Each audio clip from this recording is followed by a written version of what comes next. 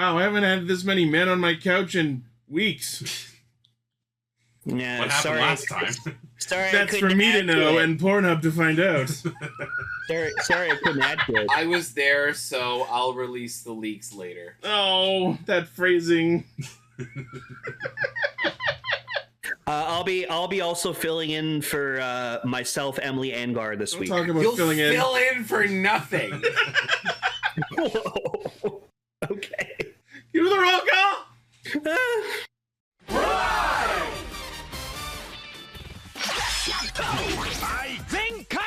Connect. Loading. Broadcast.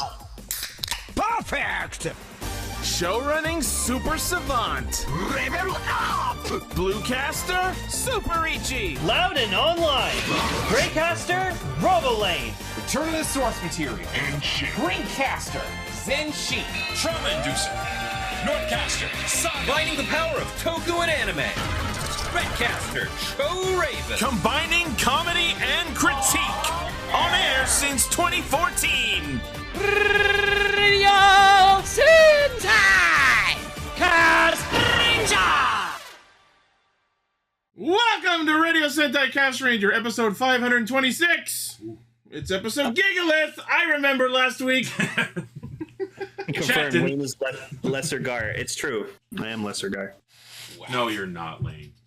You're only lesser in that you're smaller. You're that Gar. I'm better than you. I've always been better than you. I'm just Didn't kidding. say that. I love you, Gar. It's episode Dick Rock. That's mean. Super mean. See, look, there's the shaft and the two balls. Oh, God, you're right. Damn. Look, we're not And it looks diseased. right now. That is a so spiky don't- not ass dick. Dick Rock! Woo! Sorry, we watched Mighty Ducks recently. It was like weeks ago. I count that. Any excuse to connect a reference in this economy. I was debating between saying economy and day and age. I think I made the correct choice. All right, so welcome to Radio Sentai Castranger. As always, we are a group of rocks who assemble every week to talk about Kamen Rider Super Sentai and a third thing. We're a pile of rocks. Yeah. Oh no, Granoots are gonna eat us. Or are we a pilot? Paul's back after, like, God knows how long. And as soon as you said that, he left and went to the washroom. God damn it. Good old Paul. I mean, if not sublime. It's Paul! And Raven's here for the second week in a row! Damn! Don't get used to it. Okay, Dad. It's hilarious because this whole time he's been closer to me than the rest of them physically. Yeah. It's true. He either Just he's physically, either, not emotionally. He's either too busy. He's either too busy working. He's either too busy working, too busy being a father, too busy watching anime, or too busy playing Monster Hunter. I mean, Yes. recently, yes. Yeah. Those are things. Oh, Decker, trust me, I'm so excited to talk about this week's Gozyuger. Oh, boy. Oh boy. All right, so this week on the docket, Gavv, episode 26, Gozyuger, episode 4, and for our feature topic, SPD, Power Rangers SPD, episodes 1 and 2. No, it's SPD Emergency. God, that theme song's so good. Literally top 5 bangers in the whole franchise, but we'll get into that later. It's Ron fucking Wasserman, so. Yeah, it's a Wesser jam. Yep. That Wascally Wasserman. Yeah. So yeah, Emily is not feeling well, and Gar is also not feeling well, I guess. Not emotionally not feeling well. Yeah. Yeah. All right. Well, before we get into topics, we have some news to talk about. News mode. This week I decided for a change of pace, let's do the sad story first. Okay. Yay! I mean, oh. Maybe this is why we don't start off sad. Yeah. Hooray! Really kills the vibe immediately. Oy. Mighty Morphin Power Rangers veteran voice actor Dave Mallow has passed away at the age of 76. He was Sad. the voice of Babu primarily. Just get that picture up You know, there for a sec. who he also was the voice of? Fucking Anjuman. Oh, yeah. That angelic, awesome, badass voice, man. He looks like he would fit under the Babu makeup. Who else was he? He was also the voice of several monsters of the week, including Pudgy Pig, Grumblebee, Pudgy Pig? Oh. Pudgy Pig Yeah. is dead? No! I mean, he's been dead was since already the dead. episode aired. That's true. Yeah, he was already dead before, but now his voice is dead. They murdered him. Pudgy Pig, Grumble Bee, Lizinator, Trumpet Top, and my favorite, Bookula. Oh, Not Bookula! oh, I remember that one. It was that is the Hang worst on. episode of Power Rangers ever. Oh, Hang on, I gotta look up Bookula. I don't not remember. It's the one I'm thinking of. apparently he was also guest voices as monsters all the way through Zeo up to Wild Force. Oh, yep. Oh, wait, That's why, Bookula?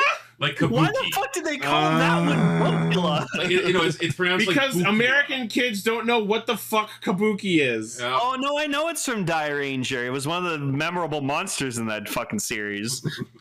HR on the Discord. He was Anjumon. Now he's an angel. He's up there. I mean, there are many times when I was a kid where I'd just go, "Hand of fate!" Oh! So, Yep. that was the funniest shit ever, man. And then you turn back into an egg. Yep. In there. So yes, thoughts I did to yet. thoughts with Dave Mallow's friends and family. Sure have. It does not Well, that's mention what the clear. cause was, but he lived up to 76, so I'd call that a full life. That's good. I was like Oh, that yeah. just in the comments on this page we're looking at. Oh, look, it's Kruger. We'll get to him later. All right, on to less sad stories. Kamen Rider Gavv graduation special announced. Okay, Gotchard. Yeah, I was like, didn't Gotcha do a graduation thing? I love, yeah. They So go to school? no, I think this is a side special where they go to school. Oh. No, you know what? It's Shoma graduating from eating just sweets to actual food. Lane, if that's what happens. So the Toy Tokusatsu. I mean, we've seen him eat sushi, so Yeah. Toy Tokusatsu fan club Twitter announced that Gavv will be taking a break next week. They will air something special instead.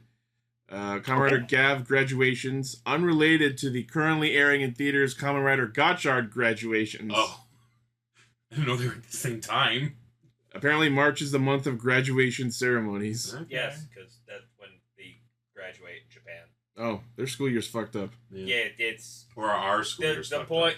They kind of graduate in March, and then the new school year kind of starts up in April, and they have summer break in between. That's why. Well, they have yeah, summer homework. the Persona games have taught me that in Japan that they start school in April. So That's why. That's why that's true. That's why they have summer homework.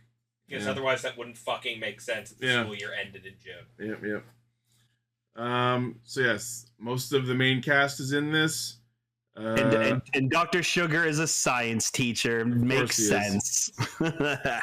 So Gavv Graduations is premiering on the TTFC YouTube channel March 16th. So the next episode isn't next week. Yeah. They also, what's in Rakia's post there? It's his hand Yeah. still to the side. well, it's better than the other one where he's surrounded by the women and man spreading. So yeah, they mentioned that they will announce after the release of this special, they will announce a different TTFC project. Cute. We'll see Okay. what that will turn out to be. All right. Next, Gozyuger supplementary plan #1 confession room. What? What is this? This is What a kind of dot hack keywords are those? so this is a Gozyuger spin-off which will air while the series is on break. Again, similar to Gavv. In order to supplement the series, they will delve into the story that could not be fully depicted in the TV series, including behind-the-scenes stories related to the show's production, settings of the working characters, tips about the story and setting of the series are quote-unquote confessed, one after another from all sides. So it's like a lore dump. It's like a behind-the-scenes lore dump. Okay. Interesting. You know what I thought just Cool. from the wording it was going to be? Like a live experience where you get to meet them and, I don't know, confess your wish or something. I thought it was like the characters giving like reality show style confessions. That'd be hilarious. I secretly hated everybody. Who's this person on the left here? Is that the... That's Horu. No. In the big image, like... Is that Tegazord? That's Tegazord. Oh, okay. Or the Tegazord, as I'm calling him. Oh. So yeah, cool. We have some side specials airing while regular episodes are on break.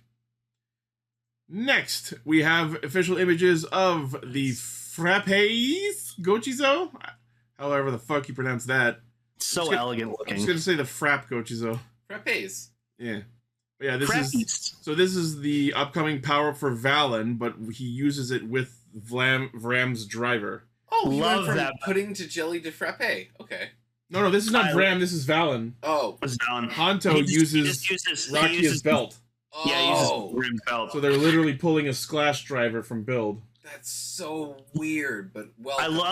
I love the box. The box is so cool. Yeah, the box looks like an actual fucking Happy Meal box. Okay, so now we know that apparently, because we thought that like Valen used the Valen Buster and Vram's belt to like Henshi, but no, he uses like the top of the Gochizo, inserts it into the Valen Buster for a Hisatsu attack. So I'm like, okay. Yeah, apparently this is like two separate Gochizos that are like combined and then they separate. Oh, that's why I was like, it has 3 eyes. Interesting. Yeah. Yeah. That's very interesting. Again, I just love the Valen logo like at the bottom there. It looks so cool. You know what's interesting? So the Gochizo are Shoma's minions, right? Yeah. Yep. Yeah. They're his little unique things. His little Pikmin. Yeah. I appreciate how everything is building onto them. Yeah. Like as a mechanic. Like everything's building onto Gochizo technology. Well, this Gochizo exists primarily because the ones that Valen is currently using are killing him, so he needs something that's not going to kill him. Yeah, I have views on that. Yeah, we all do. I have a theory. So apparently, as part of the transformation, you actually stir the frappe around in the Gochizo. Mm-hmm. Like you stir it around and then you put it on the driver. It's cute. Oh yeah, you could use like the little straw on the top to like. No, that's adorable. Yeah. I'm getting this. I have to get this. And the name of the form is Kamen Rider Valen Frappe Custom. Frappe Custom. Frappe Oh custom. god, he's an ice cap. Not really. He's more of a Japanese frap. You're thinking of a frappuccino. Japanese? Yeah, I thought it was going to be a frappuccino, so I was excited. And then when Emily explained what this actually was, I was like, okay. Okay. Yeah, I love that box. So yes, if you were looking to get the toy version, 3080 yen, releasing March 29th. Okay, that's soon. That's 2 weeks. All right. Today. Next, more on the celebrating the fact that the Gochizo die. They're making more of these. Amazing. More Gochizo Angel sets. Hell yeah. Why do I get the feeling this is going to be important at some point? Well, we already know that they die. We've known that the whole show. No, they're gonna like all team up at the end as a big spirit form to take on the bad guy in the last move. Maybe. What if like at the end of the show his you know how they have like the super base form? His super base form is powered up by like the spirits of all the Gochizos coming down from heaven and just like Shoutmon style merging into him. Hell yeah. This one Chocodan fucking Gochizo shouldn't be one, because the first time we saw him, he killed a Gochizo to replace him in the Gavv, so he should be going to hell. Well, that one went to hell. This is a different one. He was a bad Gochizo. Like, it is funny that they just how much they're celebrating this. I love the boxes. The boxes are great. Yeah. What Gochizo was that? Which one? The one that's in the chat right there. Yeah. Oh, that's Chocodan. Yeah. That was the one that was lobotomized and made into the Valen Buster. Yeah. Better and better. I love the Valen Buster, man. Yeah, this is the angel of the one that was turned into the gun. I just couldn't no! I just couldn't read it from a distance, and I don't know them by Chocodan. Either Chocodan or Chocodone. I prefer Choco Aaron. I stopped watching the show after Choco John left. Yeah, his name is Chocolate Steve. No, Chocolate Daniel and Chocolate Donald. Yeah, that's what we call him. Yeah, That's Daniel. I have Choco Daniel and Choco Donald. They're great. Does that mean Chocold is Chocolin? Sure. Choke on D's nuts. Got him. Not really. So yes, each of these Gochizo angel sets includes a glittery clear version of the Gochizo and the angel pedestal. Oh, is that supposed to be like their translucent form? Yeah, they're like ghosts, so they're translucent. So metallic armor. Yes. So yes, this set, there's 4 of them: Zaku Zaku Chips, Mallow, Guruken, and Chocodan. If falls right, and like literally this all ends with like a big spirit bomb, I would not be mad. Yeah. $15 for these sets? That's pretty good, honestly. Yeah, they're You can individually display it sold like for this? That's pretty cool. 1430 yen. They're compatible with the belts. Zaku Zaku Chips and Mallow releasing March 22nd and April 12th for Gurukan and Mr. Daniel. Ooh, I do want to get one of these for birthday myself release. eventually. Yeah. Very cool. Next, we have more talking Gochizos, specifically the pudding and jelly ones. Oh, that's cool. Hell yeah. What I like. That's neat. So yes, this is a set that comes with both dough pudding and puru jelly. As we've discussed with the previous ones, these have the voice units. Look at the size difference. That's amazing. I think he means in the chat. Oh, Yeah, yeah, wow. The bigger one. Oh, Probably because it has to have like all the electrical. Yeah, crap because in it's got it, the right? voice units, but Yeah. they do still work in the belt. Oh, yeah. That's cool. so it'll just stick out a little bit more. Yeah. Slightly bigger pudding cup. That's what your mother said last night, I mean, Rebecca. oh, I mean, let's face it. You want more pudding. I mean, yeah, you definitely do. I found Cinnabon pudding like snack packs this last week, so it was good. It wasn't bad. Glad to know Japan's doing the opposite of shrinkflation. The pudding cup's getting bigger. Yep. Yep. So yes, this version has a voice activation switch, 2 modes, 30 kinds of voices, Gochizo mode and Rakia mode. In Gochizo mode, it plays emotions from the Gochizo, and Rakia mode has lines from Rakia. Shocker. I like how the pudding talks. Like I like its deep voice. Yep. Oh, and look, you can use them in the Gavv too. Yeah. It also had, and as the previous ones did, these have Gochizo automatic talking mode, where it just randomly plays one of 5 different voice effects. Furby mode. It's got background music. It can be used with the Vrastum gear and the Gavv, blah blah blah. Premium Bandai web exclusive, 36.30 yen July release. Not bad. Just in time for my birthday. Make sure that you are all putting it on your wish list. These ones don't die. Yeah, because they're artificial Gochizo, so they don't die. Yeah. Hire you, Ichi. All right. In SH Figuarts news, we have a Shinkocho Seiho renewal figure for Kamen Rider Ryugen Budo Arms. Woo, looking fabulous. I always like this design. Yeah. He's purple. Michi. It's the Grape Boy. He needs a Christmas sweater. Right? I just remembered that. Top of the rider form. The Christmas sweater of evil.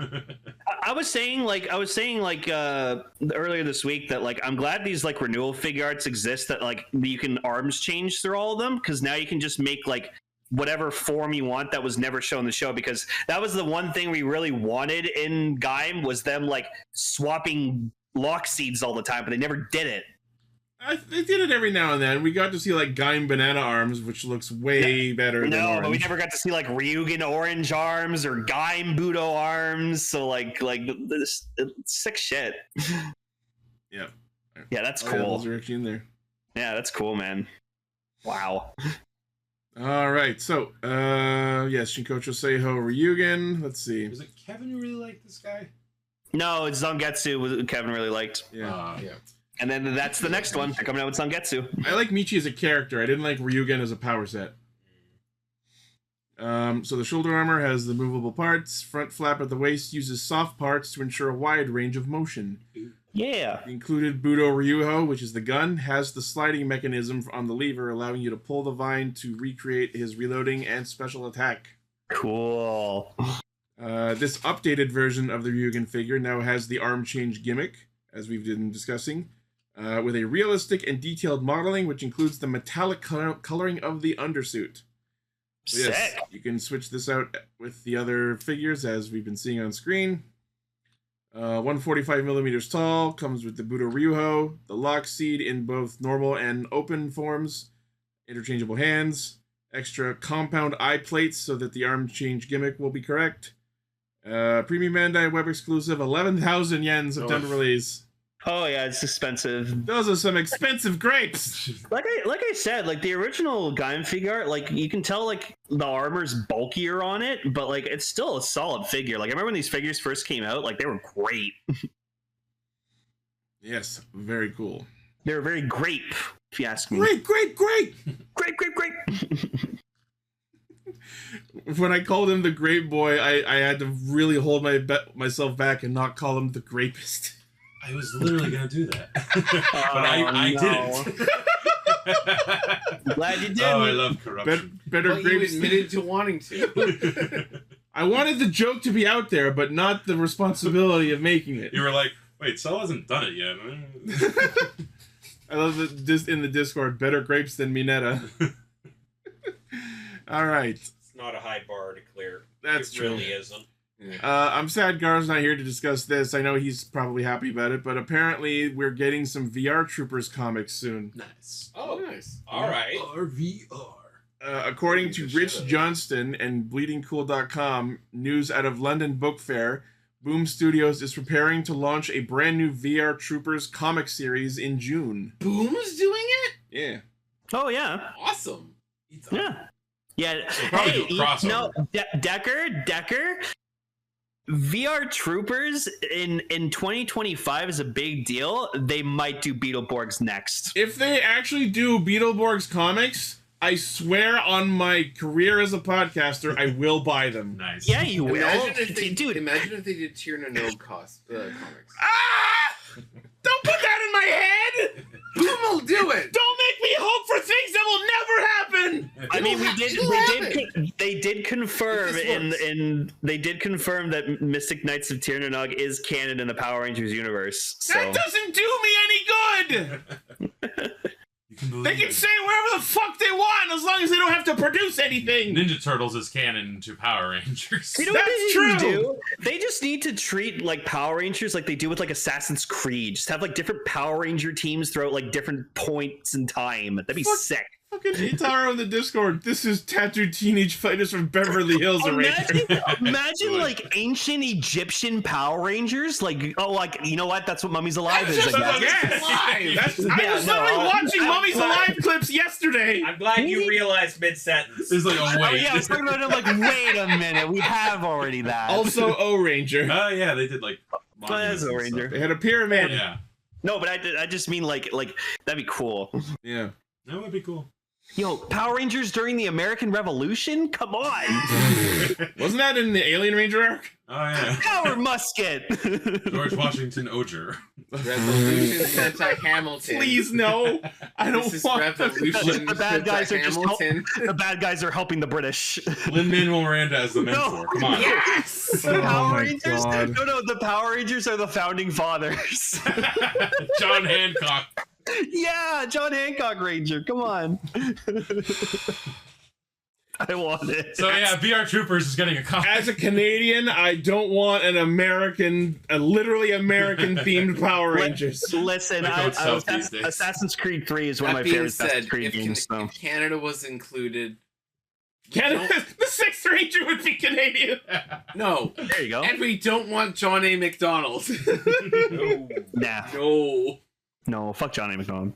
Anyways, our last news. Very cool. Our last news story is an update on Sentai Daishikaku, or as some people might know it, Go Loser Ranger.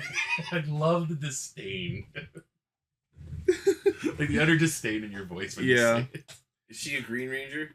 She's in the Green She's Squadron. the second in command of the Green Ranger. Yeah. So the website revealed a new trailer for the upcoming second season of the anime. We also know the theme songs. Orange Range is doing the opening. Sick shit. Fuck. Been Oh, an cool ages stuff. since I heard that. Right? Okay. And the theme song is called Maji de Sekai Kaichao Gobyo Mae, which translates to "It's really 5 seconds before the world changes." What the We're just fuck not is talking about how this? the band's called Orange Range? Okay. Oh yeah, they've been a band forever. Like I remember songs you used to listen They to in did high the school. first Bleach song. Oh, really? Yeah. First Bleach opening. Cool. Yeah. Yeah. Have you ever heard of the Orange Range? Yeah. And then the ending is called Seigi, which means, well, it should be the word for justice, but it says it translates to true false, so I guess that's like some wordplay. And it's being done by Fukuro, which I am not familiar with. That sounds familiar. I've probably heard multiple songs. Whoever they are, I should look into them, because that's the word for owl. Oh, that band name ring sounds familiar. I was going to say, if anyone will know them, you will. I've probably heard something by them at some point.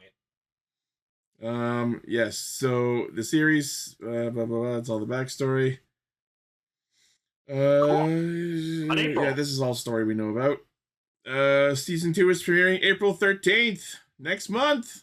CBC. On Disney The Plus. day after my birthday. And it's on, we can see it on Disney Plus. What a time. All right. How'd you know they were green, Paul? Huh? How'd you know they were green? Because of the collar and the eyes. Oh. yeah. I think it's just green Her intuition. weapon is just No, I was Sorry? like, are Her you weapon's just like an iron mocking claw. me? No. Oh, I'm playing with Oh, you. yeah, that one. I Yeah. remember. Anyway, that's the news. She ate things. She ate things. She is indeed eating. All right, let's get into Gabu.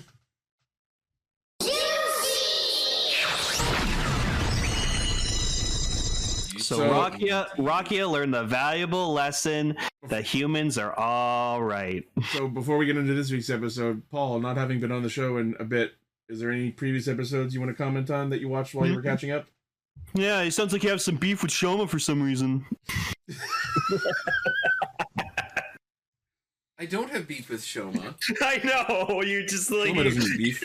you don't like his mental strut he's in right now. Okay. If you want to actually Yeah, talk about this. I know, Paul. I know. I had my issues with Shoma and his lie telling. Like, Let me contextualize this. What we're talking about is the fact that Shoma hid being a Granute from Hanto for as long as he did. yes, and I experienced the episode where that resolved.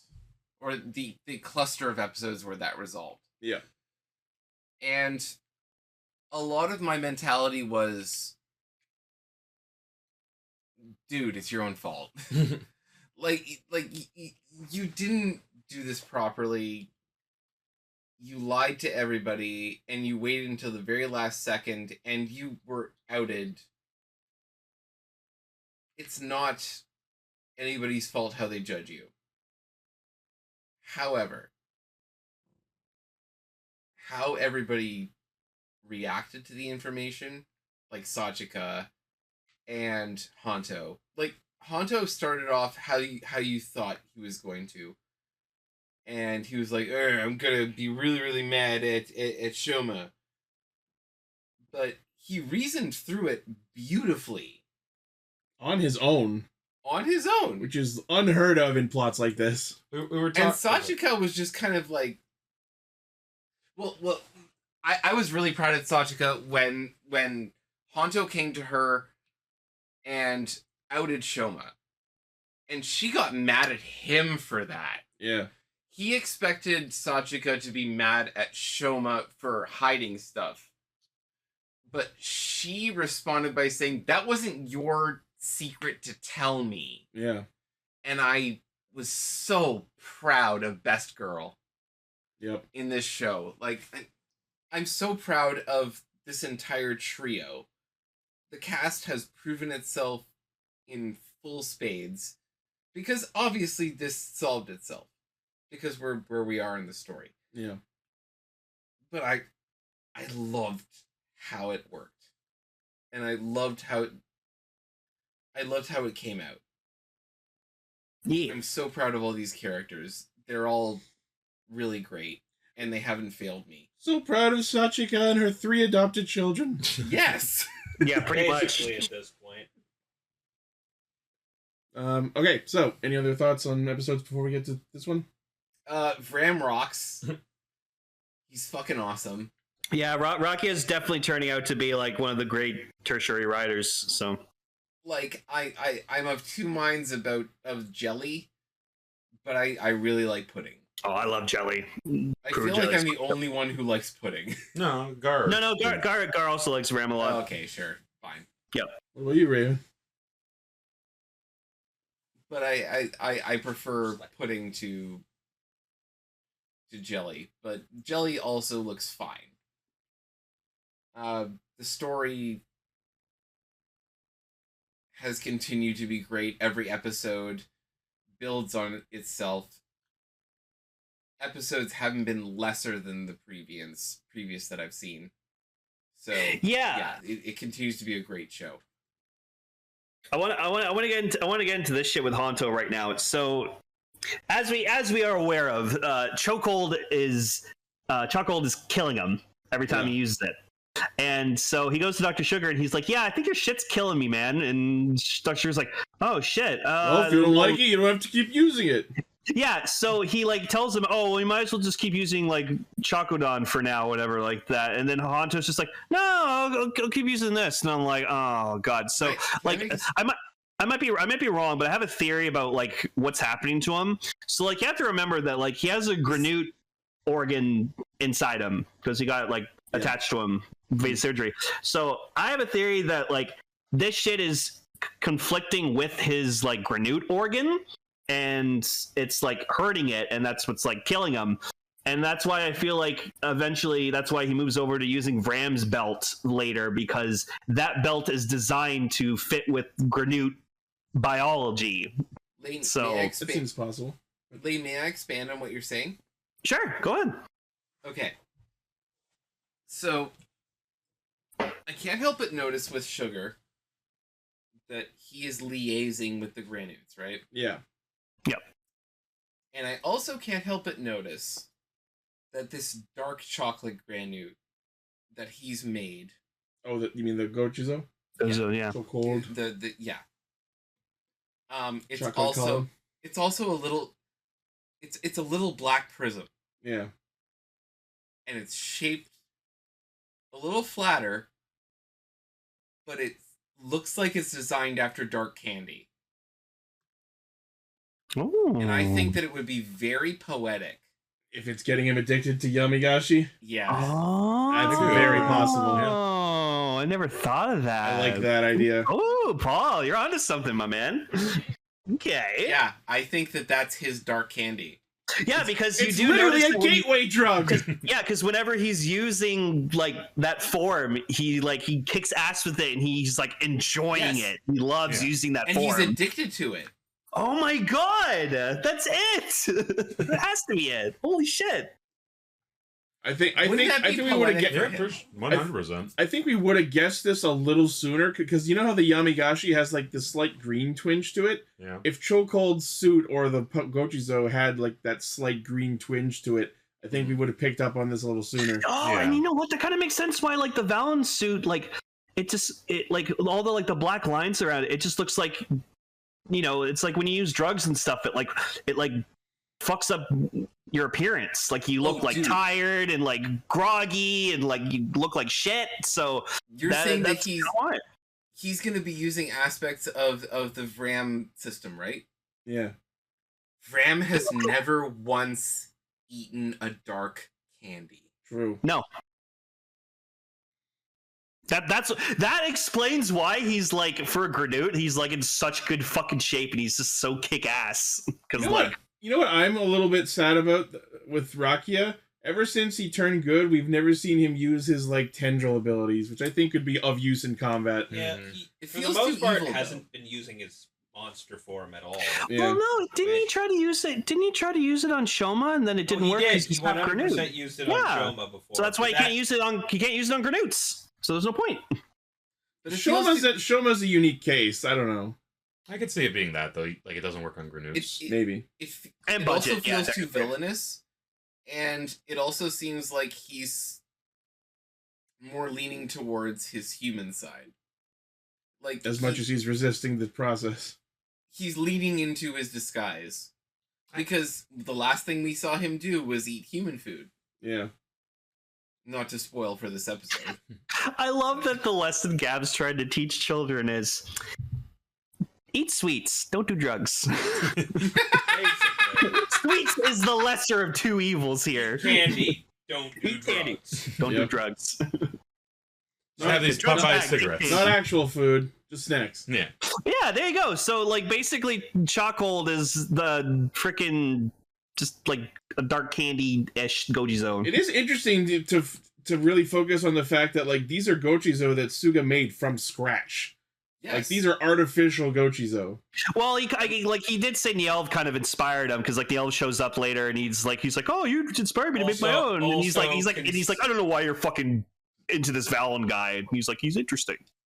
Also, just timing wise, he did bring out the chokehold ones about when Bitter Gavv was a thing. So it's also entirely possible that those are something that Bitter Gavv made. Oh my god! Oh, I didn't think of that. That makes so much sense. Because Are you gonna drop amazing genius insight once a week? That's kind of what I'm here for, yeah. Jesus Christ! Go now. Bitter Gavv was around, was already doing stuff. The first one had already gotten taken down, and then Suga pulled out the fucking chokehold Gochizo. Now I want to see Bitter Gavv chokehold form. Fuck yeah! That would look so amazing. Like think of Gavv chogodon form and then make it solid fucking black. Cooking now. Wow! Damn. Someone shot that. Oh my god! Wow! I didn't think that. Probably that's where they come from. We've only really seen Bitter Gavv use like the one form realistically in the last little bit. But like he has a Gavv and could make them the same way Shoma And does. fuck, even his side conversation at the end of this episode with Suga was, "Hey, I made a new one. I made a new one based on this thing." Is that what happened? That was at the very end.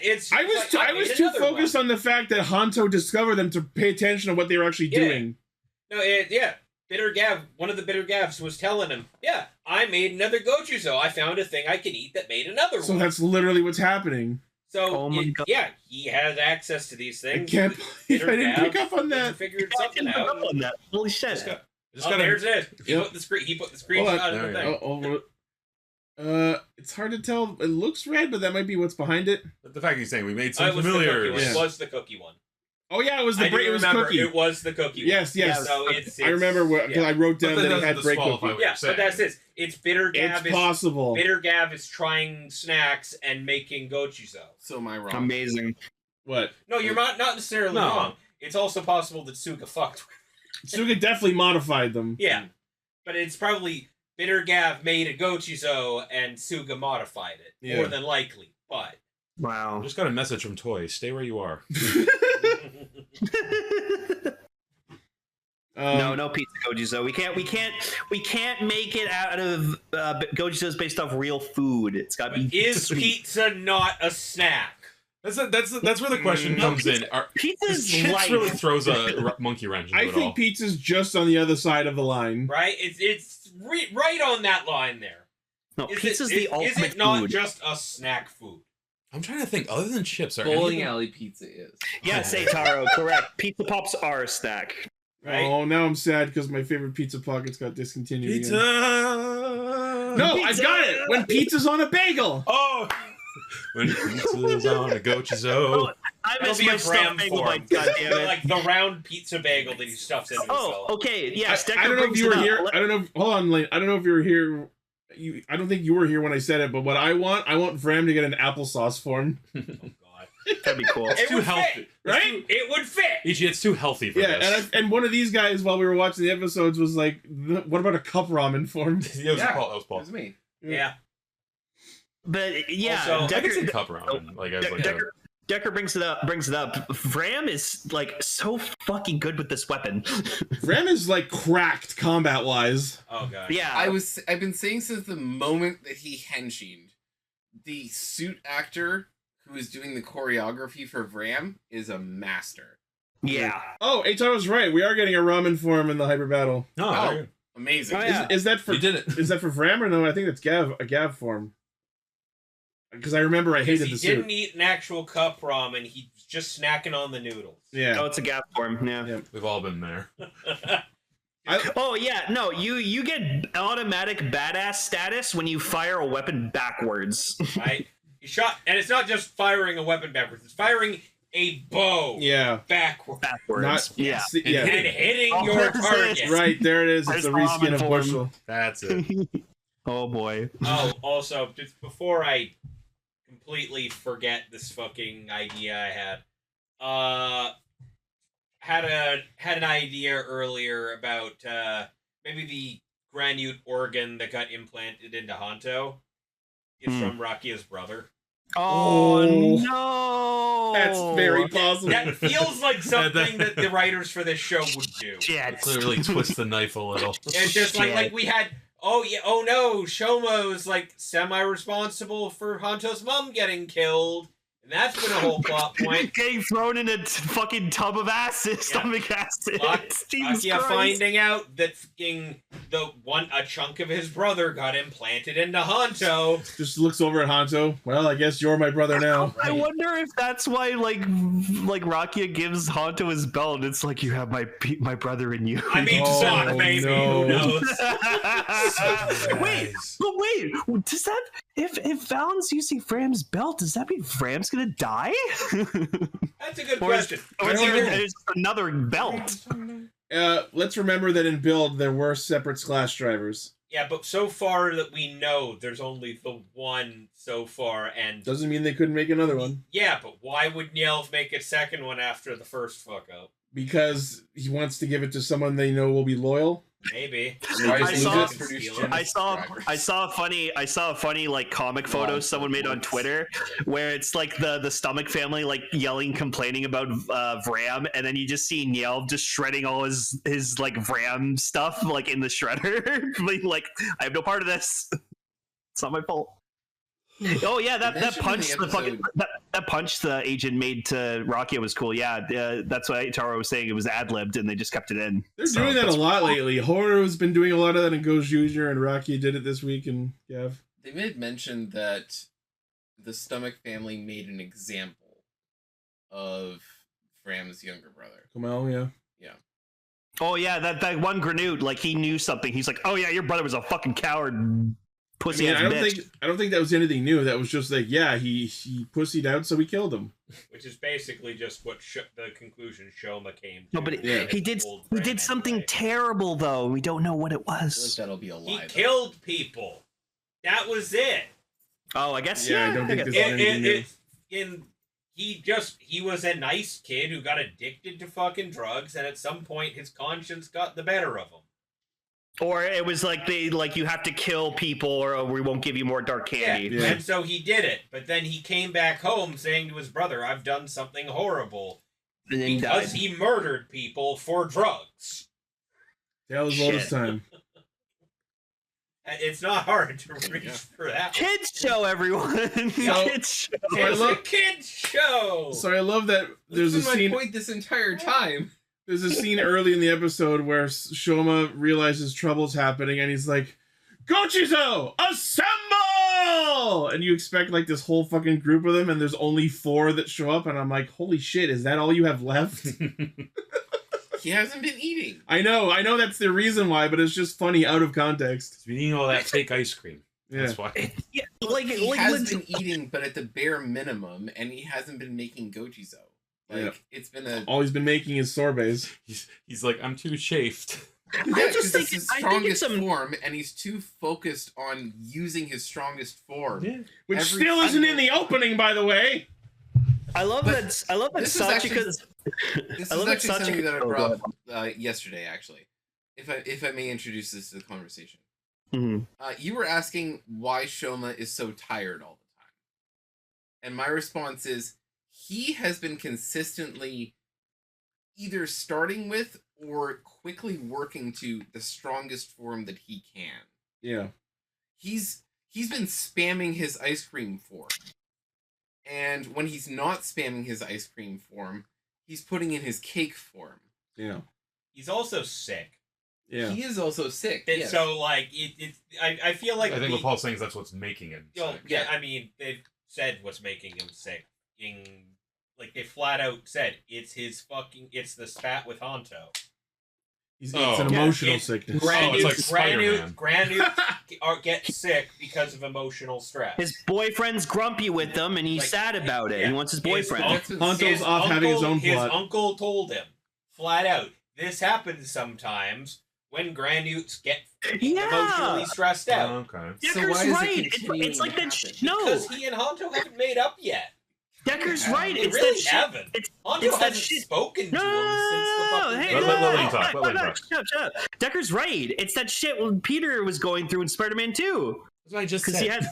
He had this like emotional thing, and then frickin'... And then when he realized, he loves Mary Jane, that's when like he fucking got his confidence back. No, I'm okay with the idea that, like, his emotional state affects his physical, like, especially, like... For a power set that is 100% biological, it tracks. Yeah. Yeah. His emotions affect his ability to perform. Yeah, because remember, the last time he actually spoke to Hanto, he told him about how he got his memory back about Hanto's mom. Yeah. And Hanto told him, Getting dropped in the I acid. do not want to fucking see you right now. Yeah. Don't talk to me. And that is the last time Hanto has talked to But that's not how he said it, though. Yes, it is. No. He said, don't talk to me. Yeah, Like, It was to that effect. No.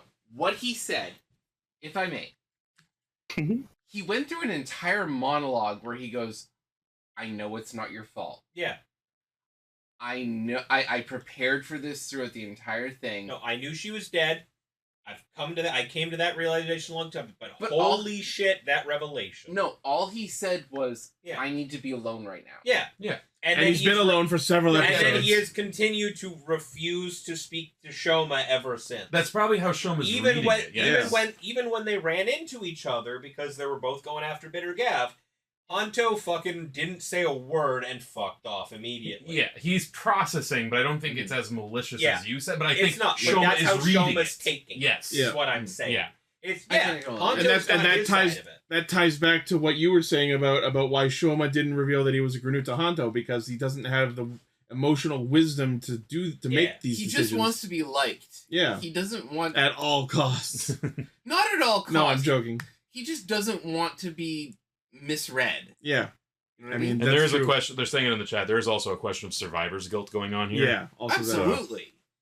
Yeah, Shoma is one of the most complex writer protagonists we've had in years. For a while, And so far, as Shoma has stated for like the last couple episodes, since the first time he had the ice cream, that's all he's been able to eat without fucking up his stomach, to the point where literally the Gochizos are getting jammed in his fucking belly. It fills in the holes between my feelings. Like they're not coming out of the gap; they are getting stuck. But he did say that was an emotional hang-up on his part. Yeah, because that's what him being sick is. It's his emotional hang-up. We've been told that flat out. So anyway, the Kabuto Men thing is still happening. Oh yeah. The fucking teenager who's like, I would rather die than have my VTuber Sweets YouTube channel be taken over by some fuckwad monster. And I'm like, oh my god.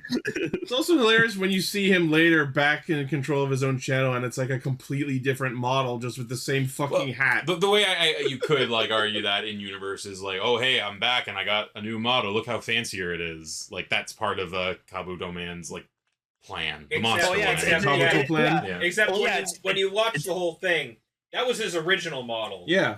And then when the fucking beetle thing stole it, it was using the different one, and then he went back to the original one. Yep. Yeah, no, that like the one like with the big fancy headgear. That was they the all monster have that. one, They right? both have the headgear. See, look, both models are in the chat. Oh, okay. Yeah. Yeah, the one with like the blue same hat, different people. Yeah, the one with like the blue jacket was the original one. adult. I still can't get over how a non-human monster from a completely different world and completely different society with no evidence that they have any actual computers somehow hacked into a Earth child's computer, stole his VTubing account and equipment, and took over his entire fucking channel. Well, you see, Kabuterimon was friends with Izzy, and Izzy knows computers. Fuck! It's solid. What's the password? Prodigious. But the O is a 0. Of course, we have to follow the rules. So anyway, as I expected, Toro makes a good point. They have factories. They clearly have technology. God damn it. They have factories, they have phones, they have So as I expected, Paul loved the Kabuto Grenade. It looks cool. I mean, it looks great. I am picturing that guy like over a computer now with his big monster hands. Yeah. Like... Yeah, I'm gonna fuck this kid's life. Please don't phrase it like that. I'm going to... Yeah, don't use that word and kid in the same sentence. It was also very upsetting when they started fighting him, and then he like extends the horn into a Space Jam limb and just whips it at him. Yeah, that was unpleasant. That was upsetting. I loved when he like started to fly out the window and kind of like bumped his head. Yeah, he starts to fly and then like pokes the window and then whoosh! It looked like a bug flying into a window. Yeah.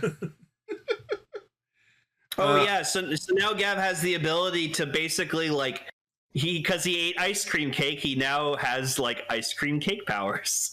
So he was able to summon the Whippier while in Blizzard Sorbet form. As I call them, waffle and cone. Well, that's the sword. The Mooks. Oh yeah, that's what I meant. Yeah, sorry. he also summoned the Mooks with the upgraded ice cream cone armor. And I love that, like, when he powered them up, one grows giant and the other goes tiny. Oh, the tiny one just like fucking poking his like ankle. It was so funny. Tremble before me. And then they make a giant fucking like, and they make like a giant ice sword. It was fucking sick. Yeah.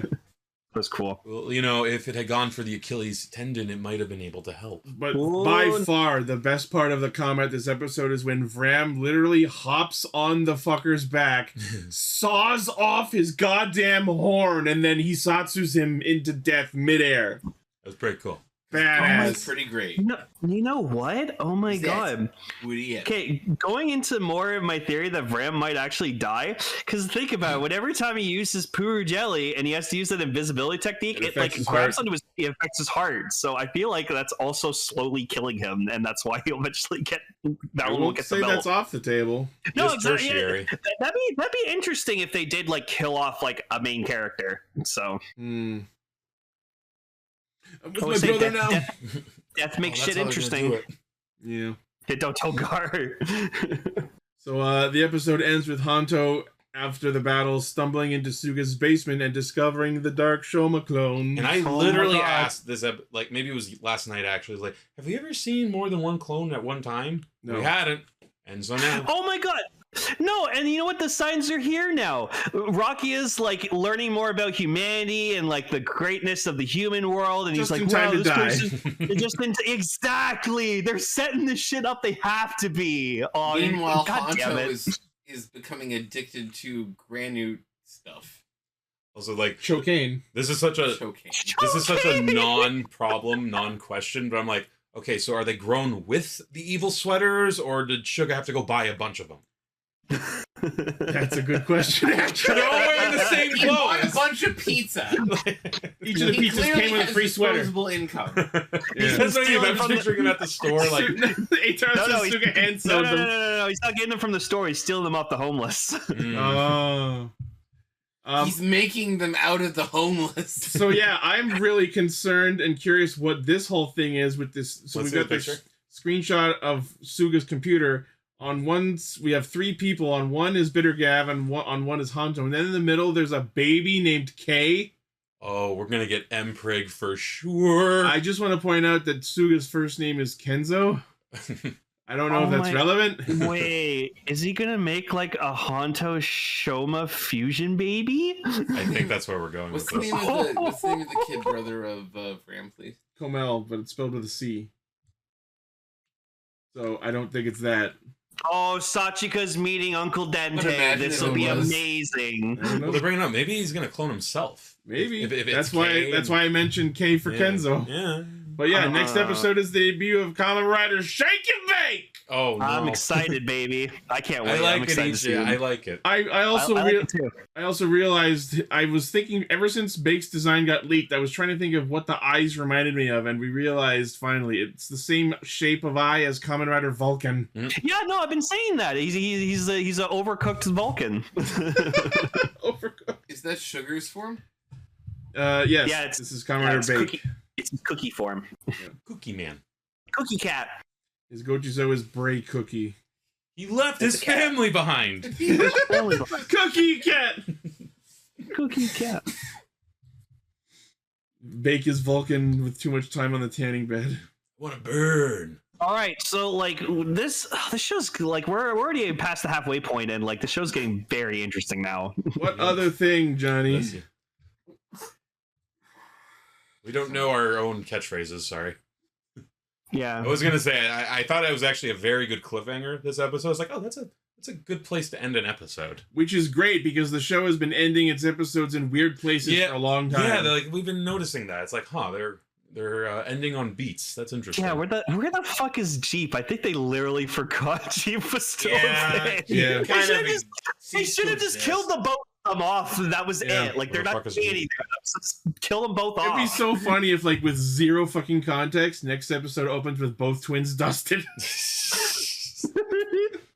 I forgot that's the other twin's name. I legit think they like planned on doing something big with Jeep, and then they just were like, "Oh fuck!" And remember when there were rumors that Jeep was bitter Gav? No, that was my theory. Or like my theory was Jeep was Bake, and then I was like, "Oh." Johnny in the Discord, what is the thing you want me to say? You need to tell me. What's the thing she's supposed to say? I don't get it. What's the thing? Tell me. Give me purpose. We're all in our 30s. Our memories are shit. You can tell me or else I'm gonna do the hentai common scream. Oh, or he wants to see. Well, no, I usually say the Sentai thing. That is the thing. That's what I thought, but I'm like, I'm not the one who says it. Yeah. Engage.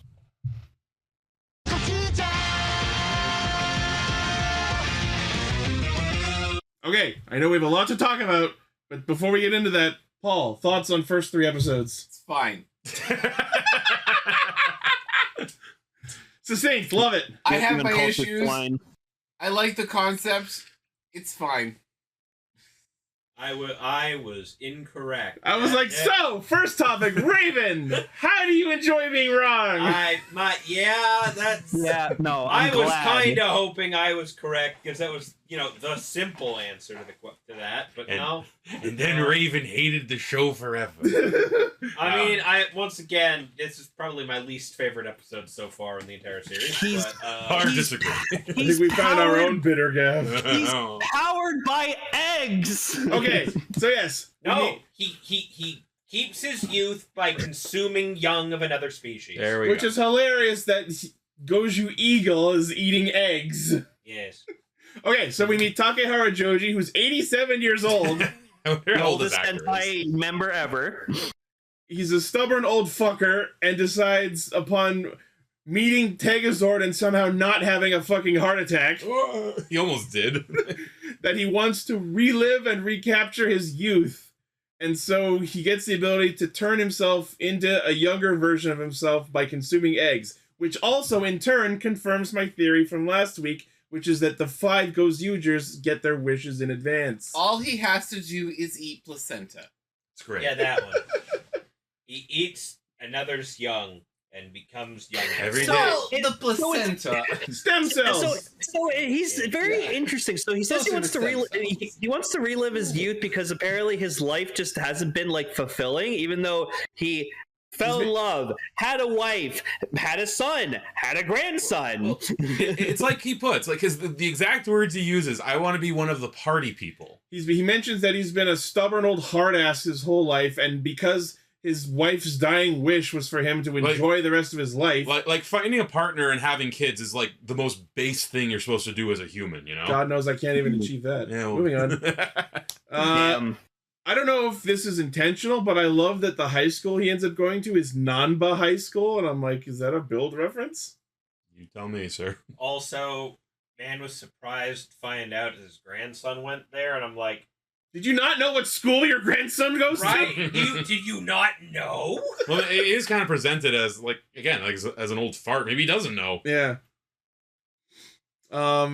There was, yes, as Decker's posting, there was this passing mention where apparently Ryugi's father is a doctor, but of course, since this whole show is about people estranged from their families, Ryugi's like, I'm not talking to that fucker.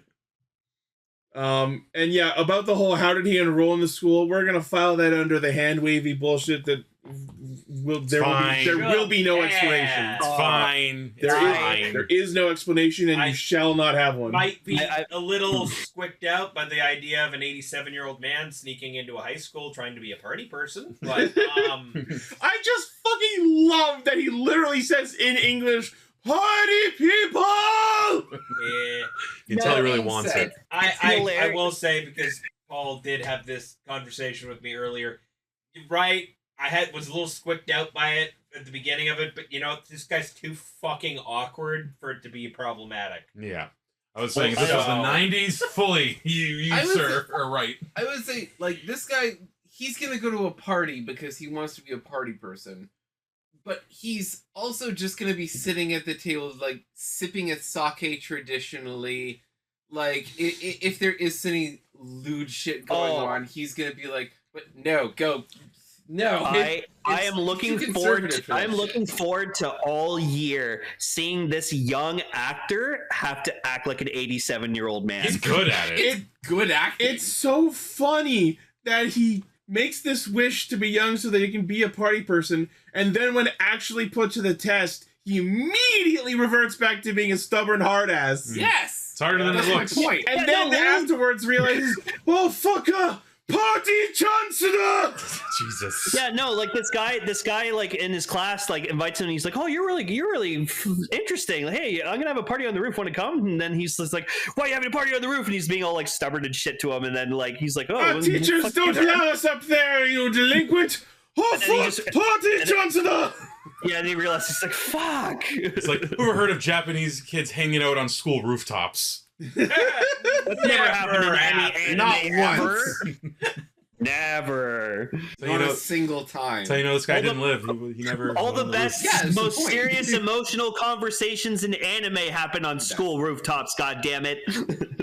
Yeah. I also really love that he had to think of his new name on the fly in the moment instead of coming up with that in advance. Like, again, how did he register for school without a name? Yeah. Wave. Don't ask those questions. Yeah, we get this B plot of Sumino stalking a prosecutor who apparently was involved with the case that her sister Oto was a part of. We don't know the full story on that yet, but I'm sure we'll get that next episode. Do you guys want to talk about that? Yeah, a good idea. We were kind of going back and forth, but we'll go touch more on that in a bit once we get to, her boss.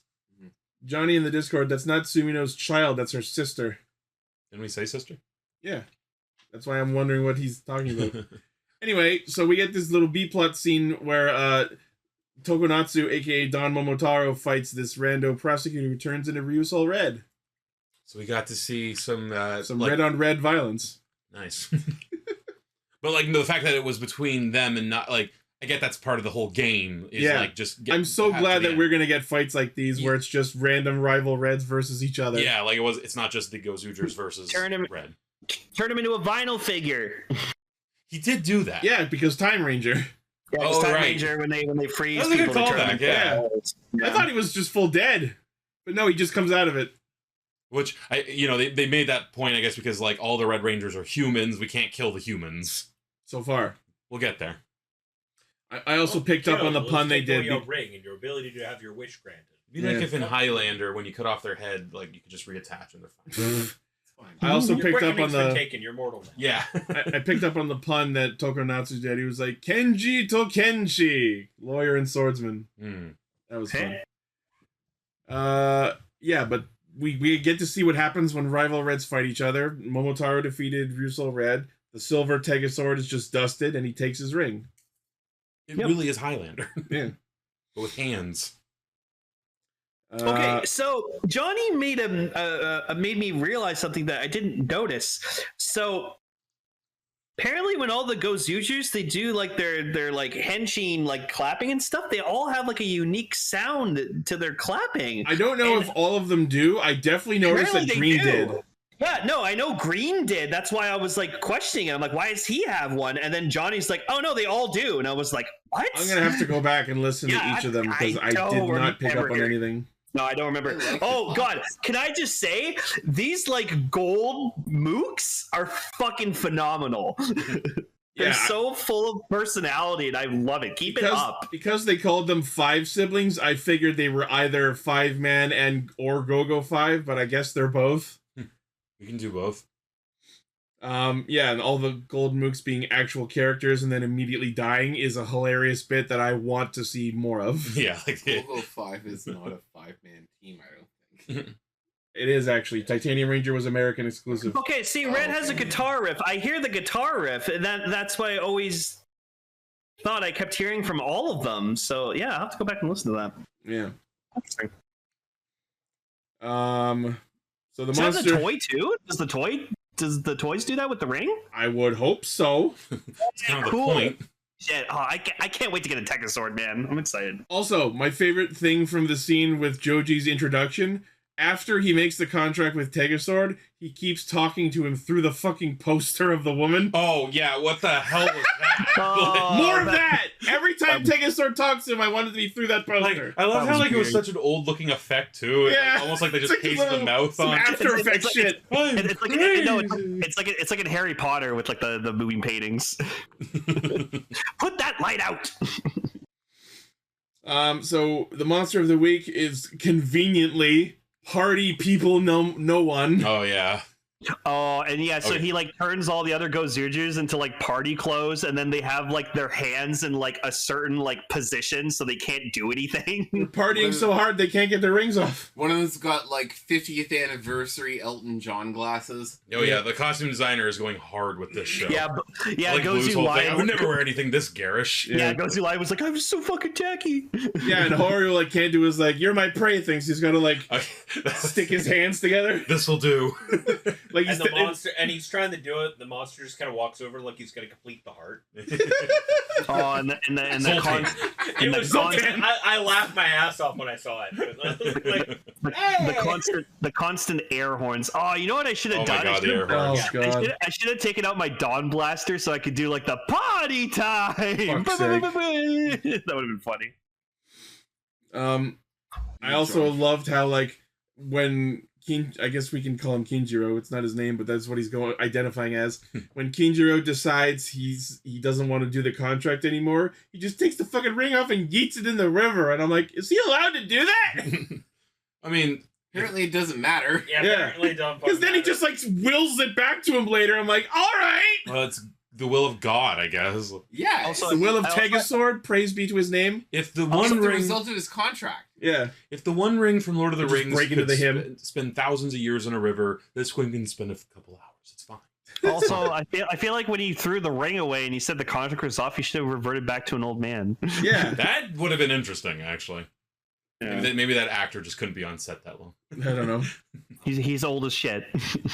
So Kinjiro shows up as unaffected by the monster, or at least not hit by him yet. Because he's doing that thing that you see in all Sentai when like a character can't move, they're like just on the ground like this, Yeah. like with their back to something. He's like, stand up. Yeah. So we get to see the GozyuEagle Henshin, and then we Pretty get awesome. I we love get- that suit. yeah, and then we get his character theme, the Party People Ondo. Oh, Because Oh, of course, I love that like no one even thought about it until that moment where like, so he wants to be a party people, so what does he think a party is? A fucking Ondo. hell yeah. It's a calisthenics video. Yeah, and for those who might not know that term, it's a type of like Japanese folk song, which I mean, if you watch the episode, you It's heard a it. folk song / folk dance Yeah. that they generally do at festivals. Yeah. Mhm. It'd be like if this was in Power Rangers, he'd be doing the Charleston or something. Like square dancing. My other favorite Ondo besides Basically, this is yeah. the Agumon Ondo from Digimon Season 1. Oh. Oh. And yes, just like the other character themes, it's already fully on YouTube. I'm very Before the curious opening what song. Black will be. It's probably going to be like a pop idol song. Oh, actually, no, because Blues was being an idol. What Hard is- to say. I was like, who's an idol? What if Yeah.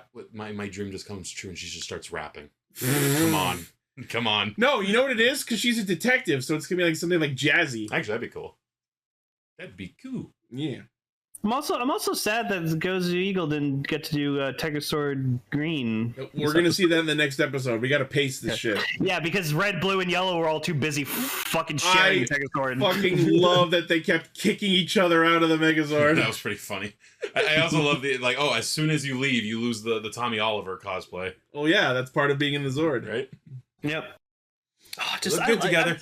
I'm sorry, man. GozyuEagle's suit is my favorite out of all of them. It's just I so will. cool. Okay, I will concede this: the shots from the side make the helmet look cool, but looking at him straight on, it's the goofiest fucking shit of all time. Yeah, It's like looking at a exactly. real bird. It looks like an eagle, fucking like with like droopy sunglasses over his Yeah, beak. see, look at him from the Great. side. That looks awesome, and the fact that he actually has wings. I don't think any other member of the team has that kind of functionality. Yeah. Why doesn't Tyranno have a big ass tail? Exactly. Yeah, Gets or him tiny moving. little arms. And Wolf and like Red just has like fangs that come out of the helmet. Grr. Gozu Green looks great, and I like him. Yeah. Yeah, and he gets it. Yeah, as Decker's posting, he gets to hit him with the fucking hyper combo. And he's winner. I love the Gozyuger fucking hype man who's just like number one. whoever that actor is, he's going for it. He's going ham. It's so good. I feel like I'm gonna get super sick of that really fast. Depends. I'm already starting to. It depends how long they keep that up. It's been 4 episodes in a row so far. What if he's the final villain? God, can you imagine? The game master. Oh yeah, it's definitely an actual cheerleader for sure. It's like a full-on Owendon. Yeah. Yeah. We get to see his weapon, the Eagle Shooter, which he frees all the people from the big evil disco ball. Oh yeah, that's how they were absorbing everyone. Yeah. I also just like I'm assuming it was our sub. I wonder what it is in Japanese. Just all like the lingo that the monster of the week was using. Like, this is hype, yo, straight fire. Yeah. Probably like Moyagiri or some shit like that. Yeah. So the grandson's like afraid of being like, oh, I want to go to art school, and then his dad's like, no, I'm not going to be stubborn like my dad was. You want to go to art school? You got my full support. He's like, oh my god, and then obviously like GozyuEagle's just like, he's like, you guys are fucking amazing. I won't let you down, and they're like, what the fuck? Yeah, that was funny. Throughout this entire fucking episode, Kinjiro is god fucking awful at hiding his identity. It's like, man, you want to not go through our mail? Like, well, he didn't actually go through the mail. He just opened the box. Yeah, but that was just to pretend like, oh, this letter I found on the floor. It's a federal crime. He's a letter going like, I'm going on a life-changing journey. Don't look for me. Bye. All right, and no questions. I've decided to hook up with much younger women. Fuck it. You know what he needs to do? Like, they won't do it, but like, it'd be funny if just like every like so often he just like there's just a scene where like they check the mail and there's like a postcard from him and there's like a picture of him like somewhere just like doing something awesome. I wish you were here. God. God damn it. I wonder what Starbucks she's working at. I like too on the postcard there was an eagle. Nice. Yeah. But I figured it would happen eventually, but it was kind of interesting that like Futoshi at the end of the episode immediately figures out, oh yeah, that's Grandpa. Yeah. And then like we get that shot of him wistfully walking away, and then it fades into his old body as he's walking out into the street. Wait! Horrors? Fuck, I need eggs. That is Gamel from O's. Holy shit! The joke we were making while we were watching it is like, walks out into the street. Just immediately a scary movie ending. Like, it had the framing. He needs to start eating 5 dozen eggs so he can be roughly the size of a barge. I need an egg. Okay. I really, really, really love that him turning young is not a one and done thing. It's something he's going to have to maintain through the show, which means at one point we have to have a stock henshin of him while old. I hope so. He's been in the suit while old. That was him during the first time he showed up. So there is precedent for him fighting while in his old body. I'm in. I think it's a great idea. This is such a unique character idea, and I love it so much. I'm so glad it wasn't his son. Yeah, I hope he carries like hard-boiled eggs with him or something like that, and then he has to like eat an egg in the middle of a battle. Like, oh my god, I'm getting old again. We gotta get the Frank Reynolds memes out now. Can I interest you in an egg in these trying times? I'm sure someone's made that meme already. He armored Digivolves. Yeah, I do want to see all of this. Mm-hmm. I'm a big fan of Goju Green. Yeah. Oh no, GozyuEagle is my favorite for sure. And yeah, this explains why he had that egg in the opening. The mystery solved. Yeah. And just the suit he decides to wear, like, oh my god, he's just gonna have all these weird fucking suits. That's all. Look at the shoes. I do like his old man suits. Yes. His fashion sense is. He's trying to be young. The best part about him trying to be like a young, hip, fun party people is the fact that he has no goddamn clue how to do it. Mm-hmm. And his version of trying to be a hip, trendy youngster is wearing a fucking plaid suit. Like, hello, it's me, Clone EMX student. Like, at one point, raise the roof. At one point, he's gonna go to a party and he's just gonna show up like this. 100%. I can see it. But in green. Yes. His full Riddler costume. I've already said I love his stupid check suits. Yeah. I hope it never stops. The costume design on this show, like the civilian costume wear, is very good. I was saying earlier, like when the guy who ended up becoming the monster, the guy like the starting roof punk. Yeah, I was like, oh my god, that's a picture of Spot, the main character, with this guy. Like his hair was upsetting me, which is hilarious because he was not the main character. I also thought it was funny that how no one went to his party. Yeah, but he was the monster. Yeah, he was a monster. I also really love that, like, back when we first started reading these the character bios of the main characters, I thought that Green was just some actual straight up dork kid trying to be one of the cool kids, and I wasn't very wrong. He's not a kid. But it's way more complicated than that, and it's way more interesting than that. Yeah. So now I'm gonna get my wish of enjoying watching this weird old man try to be a cool kid, but just being ass terrible I at it. finally get an interesting Green. Yeah. I was gonna say, like we were like talking about how like, oh, this is like, how old is this guy in real life? He's 75. They said in the actor? chat. Yeah, the actor. Yeah. Like the character's 87. The actor's 75. Okay. And Lane, like you were talking to me the other night about like John Lithgow mentioning how I'm Dumbledore and this is gonna be my last role probably. I'm picturing this guy like, well, I'm gonna be a Sentai Ranger. It's gonna be my last role probably. Yeah. You know, very few people get to say that. Yep. I know. So before the episode ends, we get Horu watching the whole situation happen, and we get a brief photo of the family that he's estranged from, and apparently his dad is played by Gamel from O's, as the Discord was pointing out earlier. Wait. Gozu Unicorn's like character is 18? Wow. How the fuck did she become like, or no, she was in school to be a police officer, and then she flunked out of it, right? The actress is 18. Oh, the actress is 18. Okay. And I was like, ooh, she looks like 12 in this. I'm not sure. Because she's supposed to be like a police officer, and then she got like flunked out of it or something like that, and that's why she's like a private detective. Well, she wished for the detective from Pegasus. Oh, because she's like Batman. And so she wished to be a detective. So what better than to be a detective to the Prime Minister of Japan? I was actually wondering about that. I'm wondering if she's going to be serving under Tokunatsu ongoing through the show, or if she's going to like hop from boss to boss. Well, Tokunatsu, as far as I'm concerned. Yeah, because what better than to be a private detective to the Prime Minister of Japan? So yeah, he's the first. Can't get better than that. He's the first arc villain until he loses a fight. Me and Paul were talking about this earlier, and we're both kind of convinced that he's kind of pulling some shit behind the scenes. Yeah. Very possibly involved in the disappearance of Black Sister. He did give a sinister grin or something to that effect at the end of this. Yeah. Because, she went after the guy who was Ryusou Red. Uh-huh. Because of their supposed connection to it. And then, Tokunatsu kind of just swooped in real quick and dealt with that. Yeah.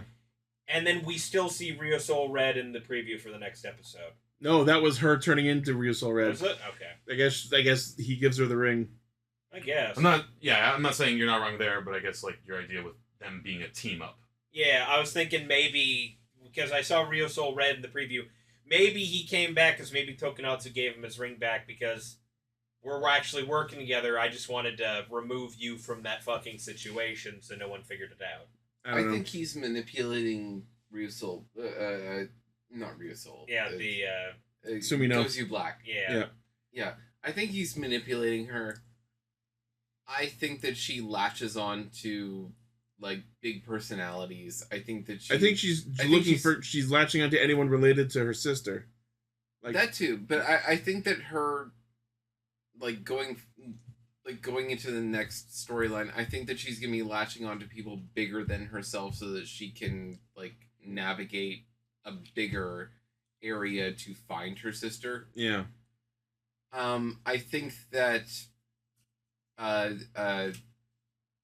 what's his name? The Prime Minister? Yeah, the Tokunatsu. Yeah. I think he's knowingly manipulating her. He does seem the type. God knows he manipulated Horu. Right? He's a politician. That's something. He is a textbook politician. Everything he does is just him trying to shore up his popularity. So and he's shown it. And he's shown it. He usurped the like when he was competing against our Red Ranger, he usurped every single thing that he could and he won it. To be fair, so did the Red Ranger, the first treasure hunt they did. Our Red Ranger. I'm not by stealing everyone else's treasure. Yeah. I'm simply stating intent. Yeah. And I'm talking about how this character seems to be behaving. He's duplicitous. He can't be trusted, and I think that he is the first arc villain. I'm so happy that Don Momotaro is an asshole in this. I think that that's great because, like, they're their own faction. They've got their golden glove things. This is the first silver glove person who is a viable threat against them because of his own skills. Mm-hmm. And he's already got a ranger on his side. The next episode is going to be getting that ranger off of his side so that they can be a complete team. Yeah. But I don't think that his influence is going to stop in the next episode. Yeah, I feel like he'll be ongoing for at least a little bit.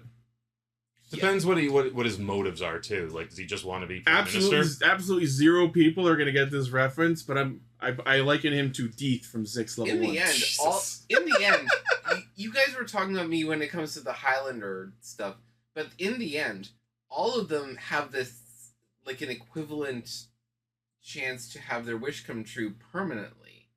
And I mean, isn't that the all you need in terms of motivation? Oh no, yeah, it's just character. The question is, what is his wish? I guess. Does he say what it was? He wants to be the most popular. He wants to, like, the Momotaro. Okay, so it's safe to say that anyone who's one of the rival Reds is not getting their wish in advance. That seems to be a thing only the Gozyuger team gets. He's been working for it, and he's earned it. Well, he didn't get his. But if he's earned his spot as, like, the popular prime minister, then what is the purpose of him fighting the ring war? What can he possibly get beyond that? He wants everybody's adulation. Yeah, he wants to be the most popular person in the world. He has 5,000% approval, which is already several factors beyond what's mathematically possible. More! Not the world, though. He wants to be the most famous in the world. Yes! I mean, whatever. Like, you joke, but no, I think that's what he wants. Love me! He wants to him, popularity is ruling power. Sure. He wants to rule over everyone. He wants to be the prime minister of the world. Oh. Yeah. That's his wish. He's already the prime minister of Japan. Instead of just Nipponichi, he wants to be Sekaiichi. He wants to be the principal of Japan. Which is hilarious because Sekaiichi was the call-out when he turns into Robotaro in Don Brothers. You say I'm crazy, but... I'm not... No, I think there's possibility in there. Yeah. It depends how much they, like, again, how much they go into the idea of the red, like... You know, like, rivals being, like, villainous. Which I'm so happy that they're actually a focus in this plot so far. You know when Gravity Falls, the grifter kid? I barely remember anything about Gravity Falls, but go ahead. Like the rich kid who is like a grifter who had... Oh, yeah. The tiny Doug Dimmadome? Yes. That's him. Yeah. This is him. Gideon, that was his name. Yes. I thought that was his name, but I'm like, no, that's the asshole from Scott Pilgrim. It all depends what his actions going forward. Yeah. Because it falls under this. Okay, if he wants to be the most popular there is, and what the fuck? I mean, Robbie number one from Lazy Town. Damn it. And all he's doing is saving people. It's like, okay. Yeah, but it serves him. But he's still saving people. As long as he keeps doing that, I'm saying, sure. It's like. I don't think it's much of a villainous reveal. Yes, I save literal children every day because it makes me feel good. Do what makes you feel good, then, bro. Not makes him feel good, makes him look better. Okay, so same thing. So that he... Adulation. No. He may be an asshole about it, but he is doing good. Yeah. Sure. But what if he's saving up, like, deposits in the emotional bank account so that when he does something terrible, people are... Like they're like, but he did this though. It depends what he does. Phrasing has killed Ichi. Phrasing has just... I relate to what you just said in a way that's gonna be way the fuck out there. I understand. I'm I don't know. now. But do you get what I'm saying? Would it be fair to say that you all consider me to be a generally good person? Sure. Yeah. Not a saint. not a selfless That's the person, whole time. but on a general scale, I consider myself to be a pretty good person. Yeah. I like to think that I've Don't put... let from Decker. I have spent a lot of time with the people that I play Final Fantasy XIV with, and I have confessed to them that I consider that I have spent so much time being their friend that I have, quote-unquote, earned enough good boy points to the point where the one toxic trait I portray in Final Fantasy XIV I can fully get away with, and that is, for anyone who hasn't played Final Fantasy XIV, you won't fully understand this, but the point is, I fully enjoy stealing resurrections from healers while playing Red Mage. You monster. scumbag! Wow, You piece of shit! I'll never play with you The again! most toxic thing I do in online games is resurrect someone before the actual healers can do it. Thus wasting their swift cast procs. That's like the equivalent of me. Bitch! That's like the equivalent of me playing Fortnite with someone, and they killed someone, and they dropped a shit ton of really good loot, and I just went in and stole all of it from their kill. You're different. a piece of shit! That's different. That's actively taking from people. Yeah. That's called being a loot goblin. You're a good person, AJ. You're a But like, resurrection you see goblin. what I mean about comparing that? Like, Yeah, Fucking around. no, I get it. But it's just so funny that I was able to relate to the idea of storing up enough good boy points that you can get away with doing something bad later. Do you know what I think it's But am I wrong? No. what it's gonna need to be, I think, in order for him to go full villain mode, is like he's gonna have to have been the one who like kidnapped her sister or something. And is holding her I think that's a hostage. possibility. That's a possibility for sure. Yeah, that's Very my much a theory at this possibility point. at this point, yes. Yeah. All right. So next episode, we're gonna see more of Sumino's sister. We're gonna see Goju Unicorn, and we're gonna see Tegasword Green. Hell yeah.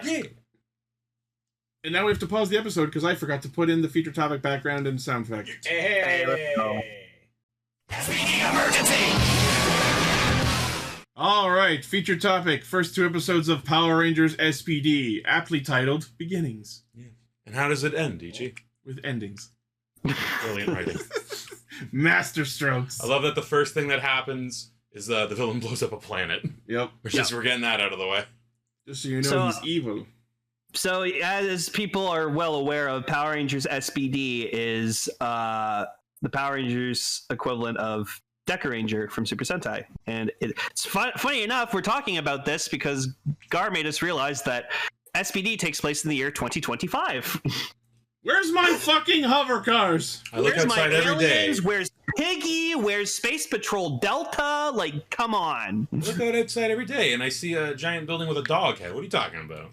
Oh, fuck. It's just 'cause you I work mean, at like, a we vet. live in a That's true. police state. What more do you want? See, Okay. Sid's We cute, get that out of but the I find way. Sid is cute. I will give her that, but I think Z's it's actually cuter. something we're saying. The opening theme is a fucking That too. top 5 banger in the franchise. We were Inarguable. We were talking about this, like Gavv and Gozyuger have very upbeat like themes. Like they're very clearly going for something else versus SPD, which is like, okay, let me take this electric guitar and jam it down your throat. Like, Oh yeah, just that part in the song where it's like, like it's so good. like it's a non-stop banger, top to bottom. yeah, Wascally Wasserman. It's a Wasser jam. I know. Does anyone know what Ron Wasserman looks like? No. We should put a picture of him. I want to see. I like to No, think he we'll has ruin a the illusion. No, I I know like to I've think seen he a ha- picture of him in the last little while. I like to think he has a guitar for a head. He's like a Sentai monster. He's like a creature from fucking Fooly Cooly. He's just strumming the Exactly. electric guitar in his head and the speaker's his mouth. Yeah. It is also just funny, like watching anything that takes place in the future. And it's like, yeah, we're there. The far-flung future of 2025. When did this come out? 2004, 2005. 2004. Yeah. Okay, Or 2000. No, 2005. Yeah, 2005. so I guess 20 years. in the 20th future. anniversary. That's Ron. That kind of looks like a Ron Wasserman. Wow. You've ruined the illusion! Ah! I think it looks cool. That's current one Rasterman. We need to see him in the 90s. In his prime. In I was prime. wearing like sequin shirts and shit, like with fire. It's like when I saw. It's like when I finally saw who sung the original Pokemon theme song, and I was like, "That's him." I'm like, "Fuck." Vocal dissonance at its best. So I'm gonna say this honestly, for like a show, especially like a 2000, like especially for 2005, and especially for a Power Rangers show, the production value is incredible. Oh, yeah. Like, Yeah, I'm we watching them like fight and stuff, and like the sets they made for these fights, it's incredible.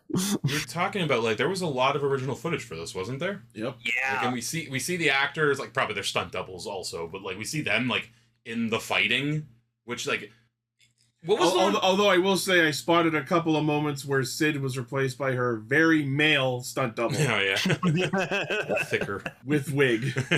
I love when that happens. You caught their stunt doubles. Oh, it was like in the X8 Ghost movie where like Emu had like his stunt double had like poofier hair than Emu, and I could always tell it was a stunt double. I hated it. So it would hide his face better. Yeah. So what's the deal? So the world that this takes place in, it's a version of Earth where it's been fully acclimatized by aliens. Like, aliens are integrated into human society. 99% of them get along, and 1% of them do not. And that's where we have SPD Space Patrol Delta instead of Special Police Deca Ranger. I just figured it out. That's why Power Rangers ended, because they realized if they got to 2025, they're like, well, fuck, we already did a Power Rangers series that takes place in 2025, so we can't. They just re-air SPD. I've heard worse reasons to give up. So what will happen is when 2026 happens next year, when the franchise will Power reboot. Rangers come back. Yeah, so they're just skipping the year of SPD because they don't want to ruin its legacy. Imagine that was the reason. They're like, oh fuck. We care. See, we care too much about Power Rangers lore. See, if only we could give them the benefit of the doubt. No. So the idea is that the space. I can't talk. Space Patrol Delta. Space Patrol Delta. Call them SPD for short. Yeah. It's posited that they're not actually like the cops of like this civilization. They're a special branch specifically dedicated to combating extraterrestrial threats. That makes Police it so much better cops? when you say it. Police cops. Space cops. This is in Red Letter Media. Sure. Led by a far superior version of Anubis Doggy Kruger. Much sexier. Yes. We see another police force? We see the police too. and other Power Rangers usually. He's also in voiced. Mighty Morphin, we do. He's voiced and played by the guy who apparently played The fact that the Solaris Knight in Mystic Force. So if you ever want to see what Doggy Kruger's voice actor looks like, you can watch Mystic Force. So yes, there's your two versions of Doggy Kruger. I'm sorry, Disney fucking good. I agree. one up the Kruger suit. This design is phenomenal. Yeah, I very much like the Disney version. Like it looks like a TV like effect animatronic, whereas like Deca Ranger looks like a first. And that's what he looks like now. Oh man, it's I used to be a cop. Literally, like this design looks like something that would belong in like Ninja Turtles. It does. Like it does have that feel. Like if Doggy Kruger cameoed in like Next Mutation, I wouldn't have batted an eye at it. I was thinking like the suit looks like they took it from that old Dinosaurs TV show. I like it. The voice actor, he actually played the character physically. Like that's awesome. Oh, that's method acting. That looks like the Goombas in the Super Mario movie. Yeah, it does. This guy looks like he grew up to be Bobby Moynihan. Well, no, he grew up to be Solaris Knight for Mystic Force. So we get introduced to our B Squad trainees, Sky, Bridge, and Sid, and it's so interesting in this series that they're not the main team. They are the B Squad. There is a separate team of Power Rangers already in play who are stronger, better, and more well-trained than them. And definitely not evil in any shape or form. Wink, wink.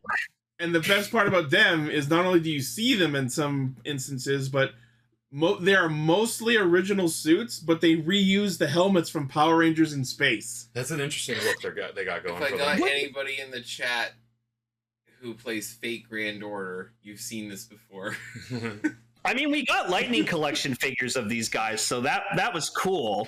Yeah, and they took the Black Ranger's helmet and made him a Green Ranger on this team. Oh yeah, and a few of them are aliens too, which is really cool. Yeah, like the fucking beaver guy or something. I love that the writers of this show were just like fully on like, no, A Squad's gonna end up being evil, and so they just did like a foreshadowing thing where like A Squad goes off on a mission and like Bridge like decides to like check their aura, and he can tell that something's off about them, and that's like it's one of those things where it's like if you don't notice he does that, like when it gets revealed later, you're like, oh yeah, he like checked them earlier in the first episode and they were off, so it was like, huh. Yeah, and this is another really good foreshadowing. This is another really cool aspect about our protagonists, is that they each have civilian powers.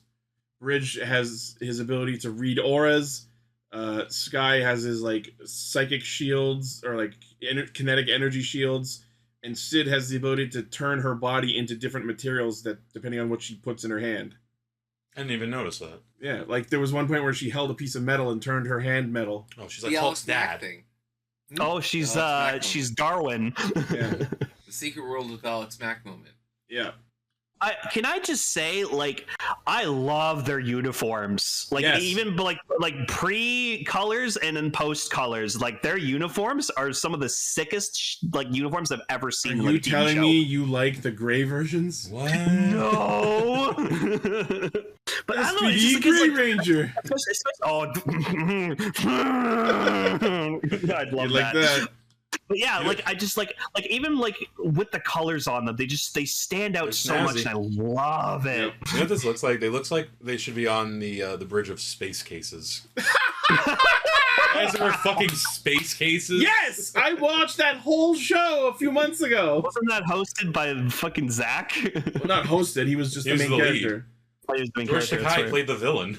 Oh my god! I think that show like also didn't have like a proper ending. There was just episodes, and then it just stopped. Yeah. Like legit, if I wanted to cosplay as like a member of SPD, this is the uniform I'd use. I'd use like the pre-color one. It is cool. I just want to be a cadet. That's all I'd want to be. But yeah, I will say Sky is my favorite blue Power Ranger, like other than 2017 Billy, of course, but like in terms of like the main show canon, like because Sky, he has like a huge stick up his ass like in the beginning of the show, but he ends up like it's great. So like the Kruger asks, like takes him aside, and he has like a scene with them where he goes, okay, if I was to appoint Sid as the Red Ranger, would you follow her into battle? And he goes like, sir, she's a girl. And then he asks the same question about Bridge, and he's like, no, Bridge isn't cut out to be a leader.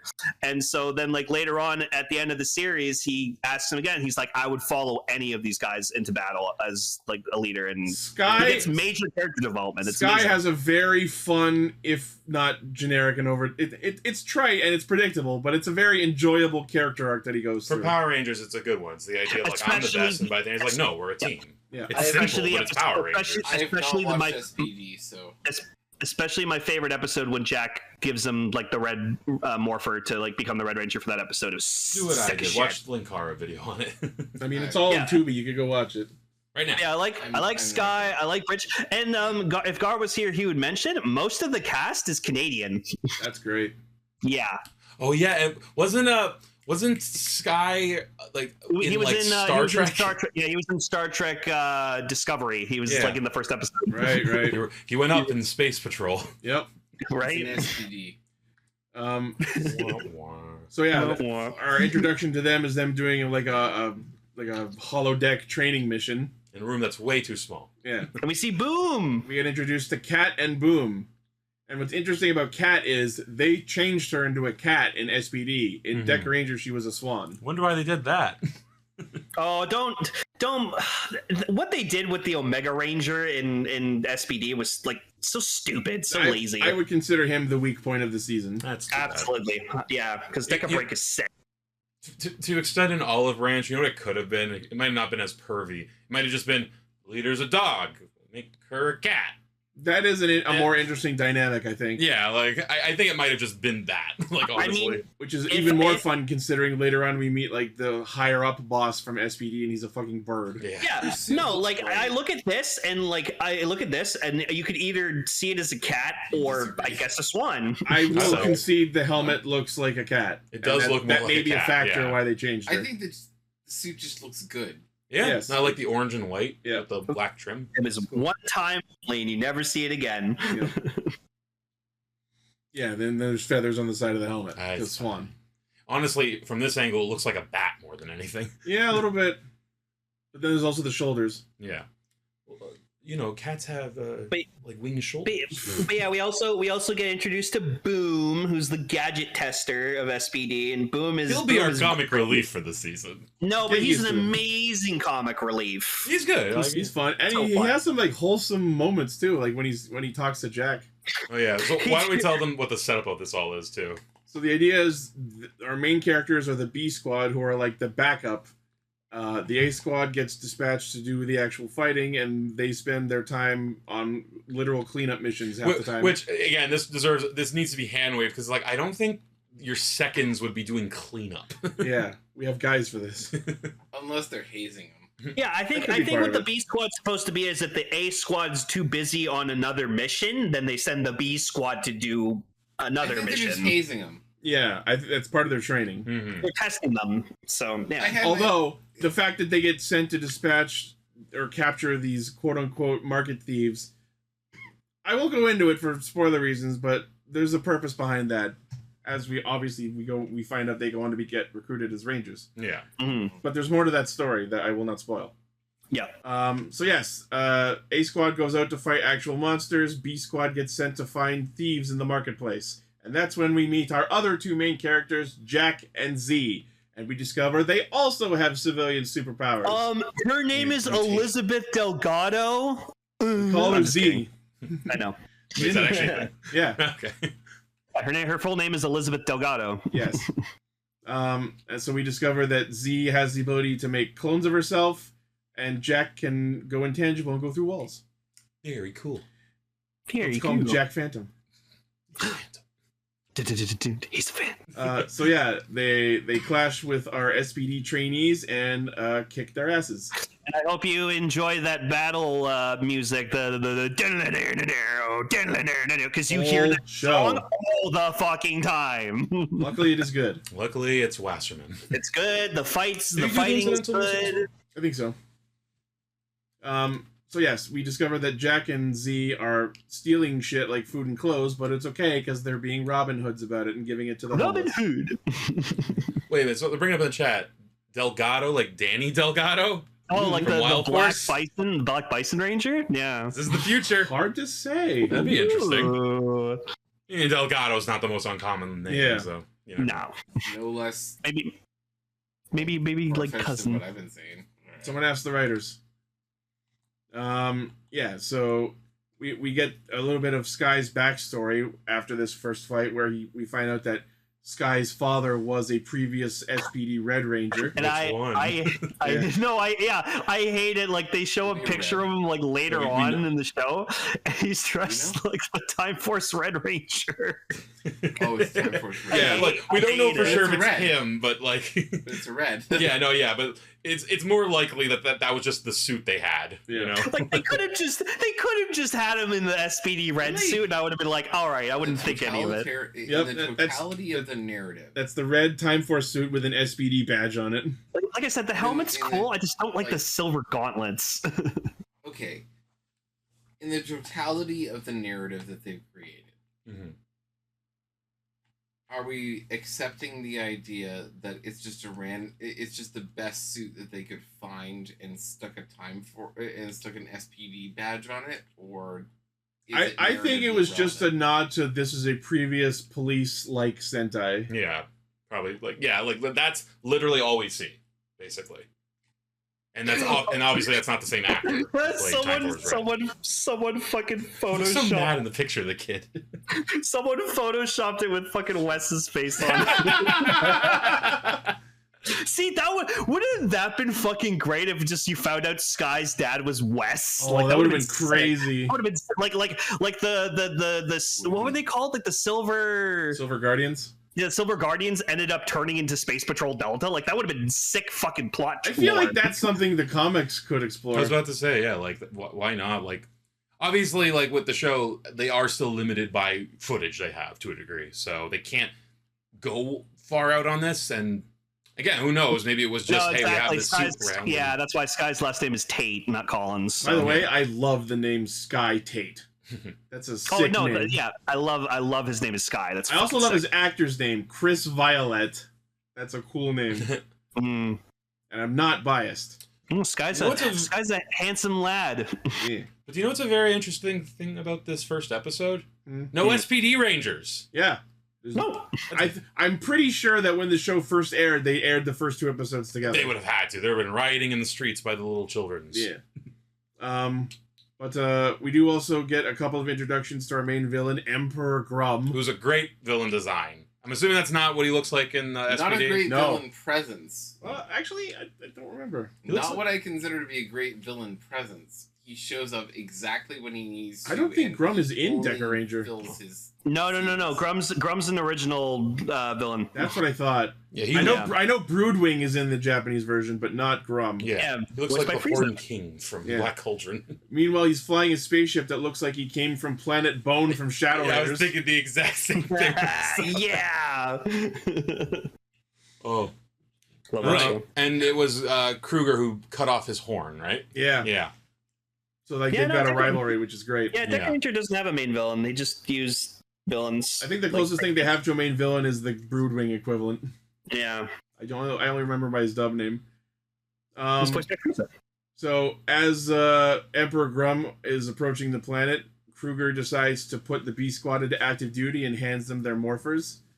And they talk about how they also have the ability to assess guilt and pass judgment on criminals. Judgment die. Body heat. Body heat, like inflections, like all kinds of different factors. And I'm like, sure, but I myself wouldn't really say that any of those factors conclusively proves beyond a shadow of a doubt that someone's guilty. Let's also factor in that they're judging you. Paul went on a whole speech before the episode, but I did. Let's also factor in that, like, we're using this to apply judgment to aliens who have different biologies and different physiologies. For all we know, someone innocent could be making those movements and that bodily reactions. Oh, yeah, that's why you can't use polygraph tests, yes. But it's also the morphing grid. That, unfortunately, has to be filed under the hand wave section.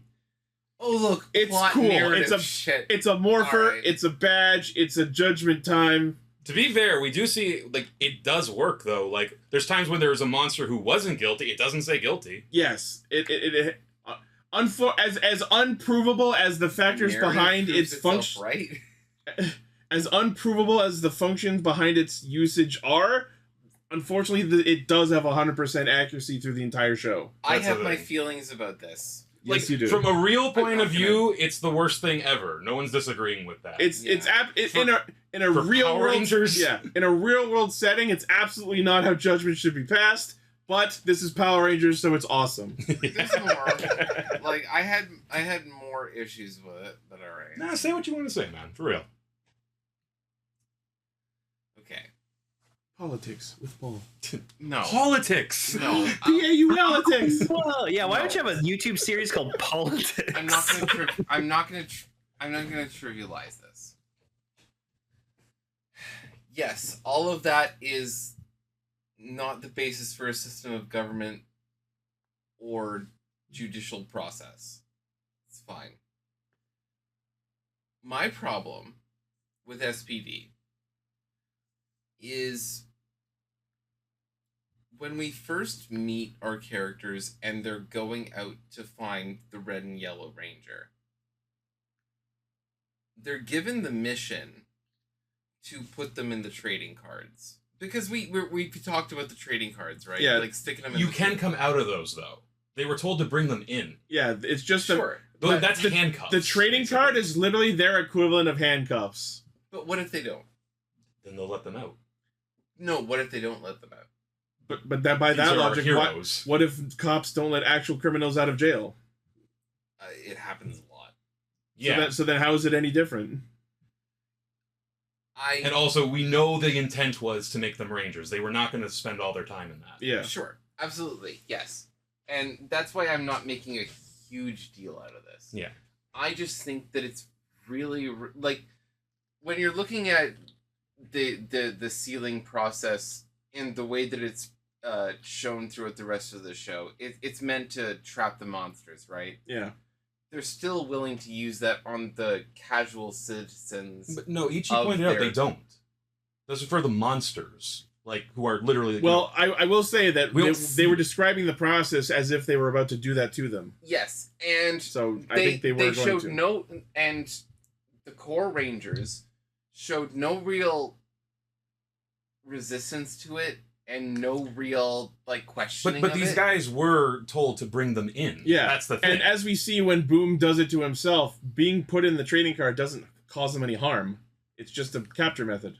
Yeah, it's just containment. You're just left containing at the mercy of the people who captured you. Yeah, in a real world you out. situation, yes, horrifying. In this, like SPD is presented as benevolent. You know, like, it's not humans. That's part of it. Like the higher ups at SPD are aliens, correct? Yeah. Yeah. My problem is like what happens when they decide, no, I'm not going to let you out. Again, real world would be horrifying. Yeah. It's a terrifying it's a what if, non-issue but in this. but and I'm only 4 episodes. I'm only 2 episodes into this. Yeah.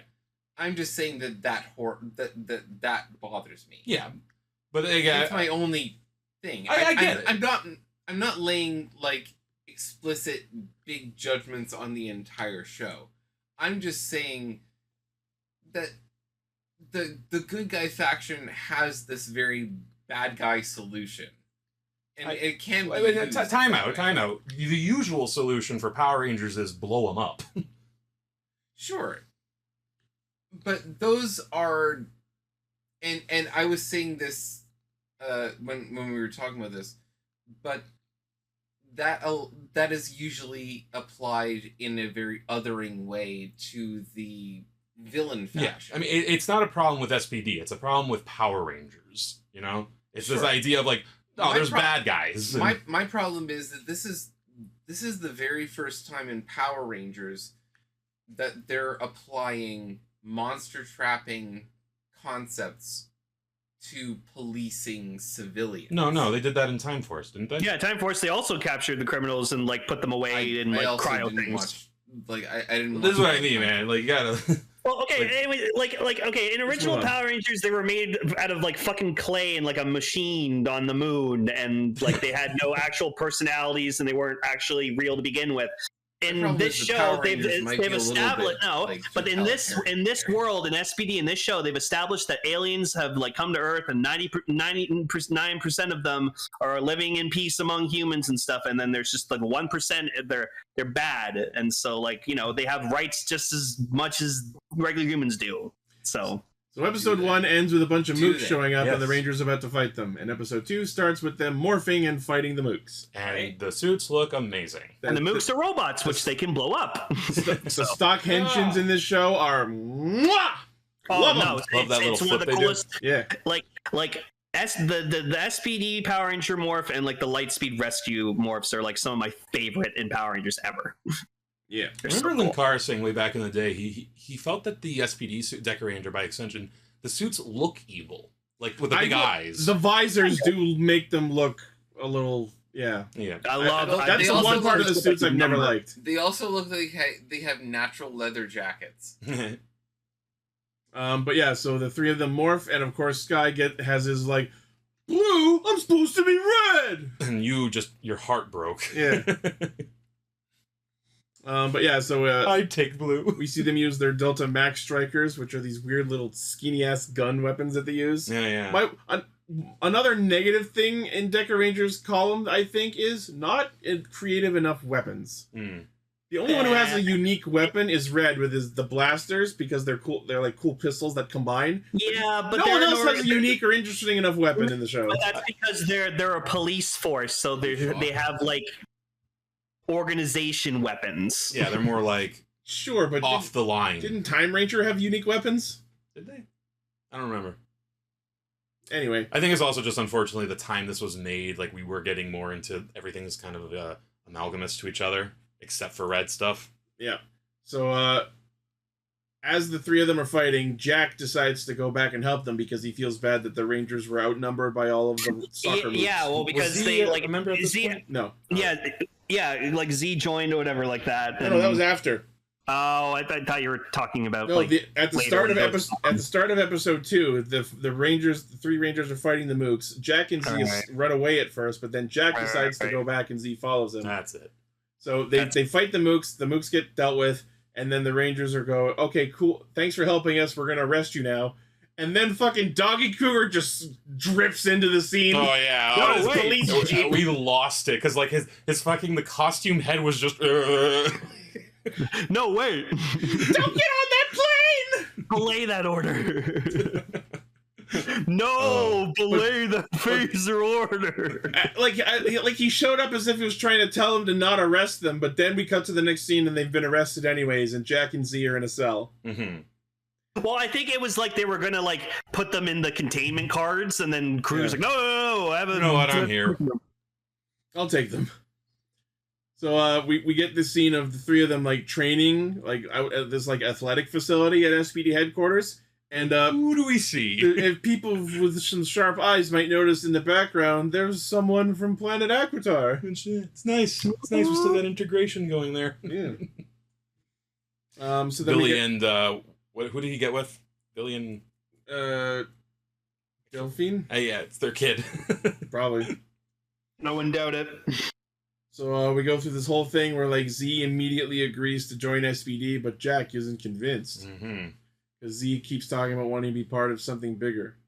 She wants to help out in a way that doesn't require breaking the law to do it. Valid. But yeah, and then Jack. Apparently, the windows of these cells that they're in have the ability to be opened because Jack hacks his way open. I'm like, why does it have that feature? Why wouldn't it just be solid? Like, I'm assuming they're not on ground level either, so it's probably not like a safety feature. Also, something fun that I want to point out is the SPD headquarters, as we see from the outside, it is the exact same building as Deca Base from Deca Ranger. You got a fucking headquarters with a dog head. You're gonna use that. Well, I think the other reason is spoilers. The base turns into its own Megazord. Hell yeah. Which is, I always love like buildings becoming Megazords. That's why I love Caucasus Castle.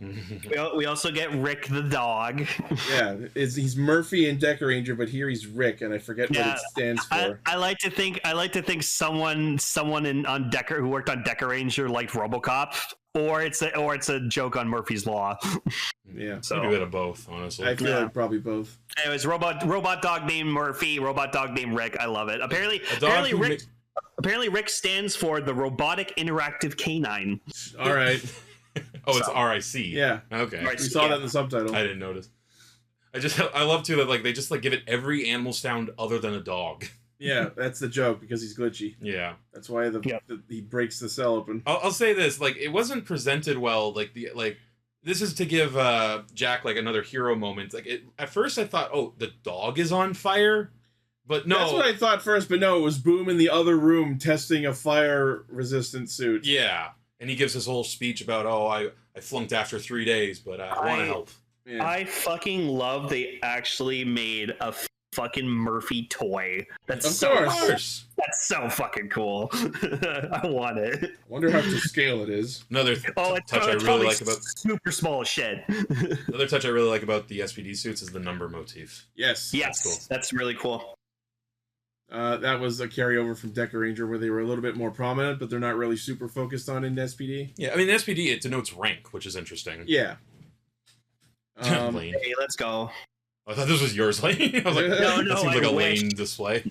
I wish. So, Grum is pursuing this part gizmo thing called the Proton Accelerator that he needs to break through SPD's shield, blocking the wormhole that lets him get to Earth so he can start conquering. So we get introduced to this character named Piggy, who is a weird, spiky alien creature dude who is, yes, an ongoing character throughout the show. Very good makeup. Great, though. I love his voice. Yeah, she. Yeah, and he snots goop out of his nose or whatever, if you call that gross. A nose. And he plays both sides consistently through the course of the show. Oh yeah, like he has a recurring joke I love where like they keep going to Piggy for information and he's just like, no, go away! I don't want you guys here. Ah, fuck! That's all I could be able to do with this guy. Yeah, that's what. Yeah, he's just a gangster. He's a young gangster. So some more mooks show up, and then we get the four of them morphing, and we see that Z is now the Yellow Ranger. Hell yeah! Some combat happens, and then out from the distance, blinded and silhouetted, we see a figure coming into the shot, and it's Jack, and he transforms into SPD Red. And of course, Sky is pissed. He's racist too. and then we get nothing but Deca Ranger footage. Yep. Then we switch to just footage of Deca Red just blasting ass. And this is what I was gonna say. It's interesting. Like, obviously, they don't make them like the personalities of the Rangers match the Sentai because you can't do that. I'm glad. I actually like Jack way more than Bon Bon. But it's interesting in how like Jack is presented as this like, no, I just want to help, and I'm not into authority. And then the minute he gets 2 guns, he's like, yeah, authority. You will respect my authority. Yeah. Oh, the next few episodes are precious with Jack lording his position over Sky. As I can imagine that being a pretty fun dynamic. Sky's being kind of a dick to him the whole time, so I get it. Yep. Oh, Red's what you wanted to be. Oh, okay. Wow. That means I'm your boss. Oh. Oh yeah, it's a fun dynamic they have. Yeah, so we get a brief shot of another villain we'll meet later, who is the monster supplier of sorts. His name is Broodwing. He's fun. He summons a random giant robot, and that's what's interesting about this series is that the giant monsters are robots piloted by the normal monsters of the week. So exactly what the current Sentai is doing. Oh, yeah. Kinda, yeah. Except so far, the monsters of the week haven't piloted a robot. It's either been one of the generals or one of the ding-dongs. Yeah, they're just the support for, hey, we brought a giant robot. Yeah, just so those fights can happen at the same time. I mean, Kaguya, technically in Deca Ranger, we did have that with Bon Bon and Deca Blue, because Bon and Hoji did have a similar dynamic, but I enjoy Jack and Sky's more. Yeah, because Bon Bon shows up as this brand new leader of the team, and Hoji's like, "Why the fuck does this idiot get to be our leader?" And then he's like, "Aibo Janai." Yeah, Bon is like a loud asshole who just does whatever he wants, and Jack isn't exactly that. No. There's a bit more nuance in his character. Jack seems interesting. Yeah. Yeah, no, I don't mind Jack. Yeah, so Broodwing summons this giant robot, and SPD dispatches A Squad in the SPD Megazord, and Jack is like, "Are you saying we don't have to fight that thing? Thank you! That was pretty funny. Ladies and gentlemen, our Red Ranger." I like a cowardly red. I do like the SPD Megazord. Sick as shit. Yep. So that's pretty much the end of the conflict, and then we get to see our team in their 5 colored uniforms at the end. Hey. And then like as Sid, Bridge, and Sky walk off, Kruger's like, "Hold on, you two." He's like, so we need to address the fact that you actually committed crimes. Community service. Yeah, so he puts Jack and Z on window washing duty of a very, very tall building. 1,237 windows to be precise. How the fuck did you figure that out? Because they said it. Oh, okay. I missed that. I don't know if Lane used his super autism on that one.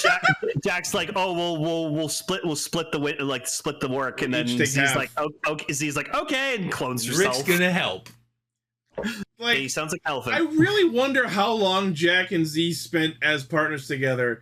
For him to have forgotten that she has her cloning ability in that moment is a real bonehead move on his part. I think that's just end of the episode. We need a joke. Yeah. Well, she did say 5 years they were doing the whole Robin Hood thing at least. Mm-hmm. So, yeah.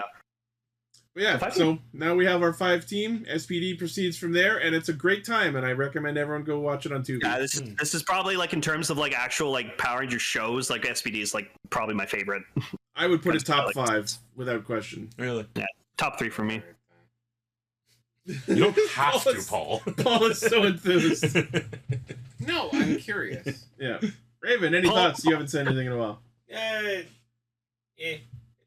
I've never really been a huge Sentai fan. I kind of stopped caring about Power Rangers a long time ago. So Go-Kaijers where Raven hits the line, draws the line at.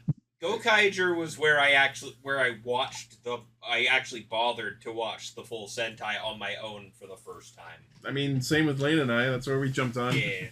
He doesn't want to watch it. He doesn't want to watch it. Rangers that transform into other Rangers and they're pirates? I'm in. Yeah. Everyone in the Discord, message Raven and tell him to watch King Oger. I'll get to it. No, watch Don Brothers. Don Brothers is god tier. Streams. Yeah, everyone go to the twitch.tv/XC Studios and tell them to watch. Which you should be doing anyway. Yeah. I think with how much anime and stuff and like into Japan Raven is, I think he would love Don Brothers. No. Don Maybe. Brothers. No. How into the story of Momotaro are you? I know enough. No. Don Brothers is god tier. Phenomenal. You will die. Anyway, All right, pal. we need to wrap this up. Yeah. All right. SPD, go watch it. Yeah. And emergency. I don't know. Yep. I wanted to make a joke there, but I couldn't connect it. Doggy Kruger's hot. We Said love it. you. All right. We're not. That will be Castranger for the week. Jikai, Radio Sentai Castranger. Hopefully Gar will be with us next week as we talk about Kamen Rider Black Sun Episode 3. What? Oh, well, yeah. I'll have to be here. Yeah. It's been a long time since you watched Black Sun. I'm ready for more. My Black Sun. What was the name of that one character? What was the name of that one character we love so much? It's been long enough that I have no memory. He had an English name. Yeah, he was like a black guy. Oh, it's like Charlie or something. I have not. No idea. Anyways, Fuck. we'll know next week. Okay. Yeah. All right. Oliver Johnson. That's Oliver it. Johnson. That's it. Oliver Johnson. Yeah. Johnson, more look Oliver after Johnson. Yeah, more Oliver Johnson, please. Shout out to our currently active patrons, which include Blaze, Armorhide, Sentai VT, Midas the Fool, Vegas Bear, and Locke. Thank you very much for supporting what we do. As always, the primary source of our hijinks is castranger.podbean.com. From there, you can find our Facebook, Twitter, Discord, Patreon, merch store, all of our cool shit. Let us know what you thought of these episodes in the comments. Let us know what you would like us to talk about in the future. Thank you all for listening, watching, liking, favoriting, sharing, subscribing, hitting the bell, and being awesome, and we will see you next week! I'm gonna go eat some eggs.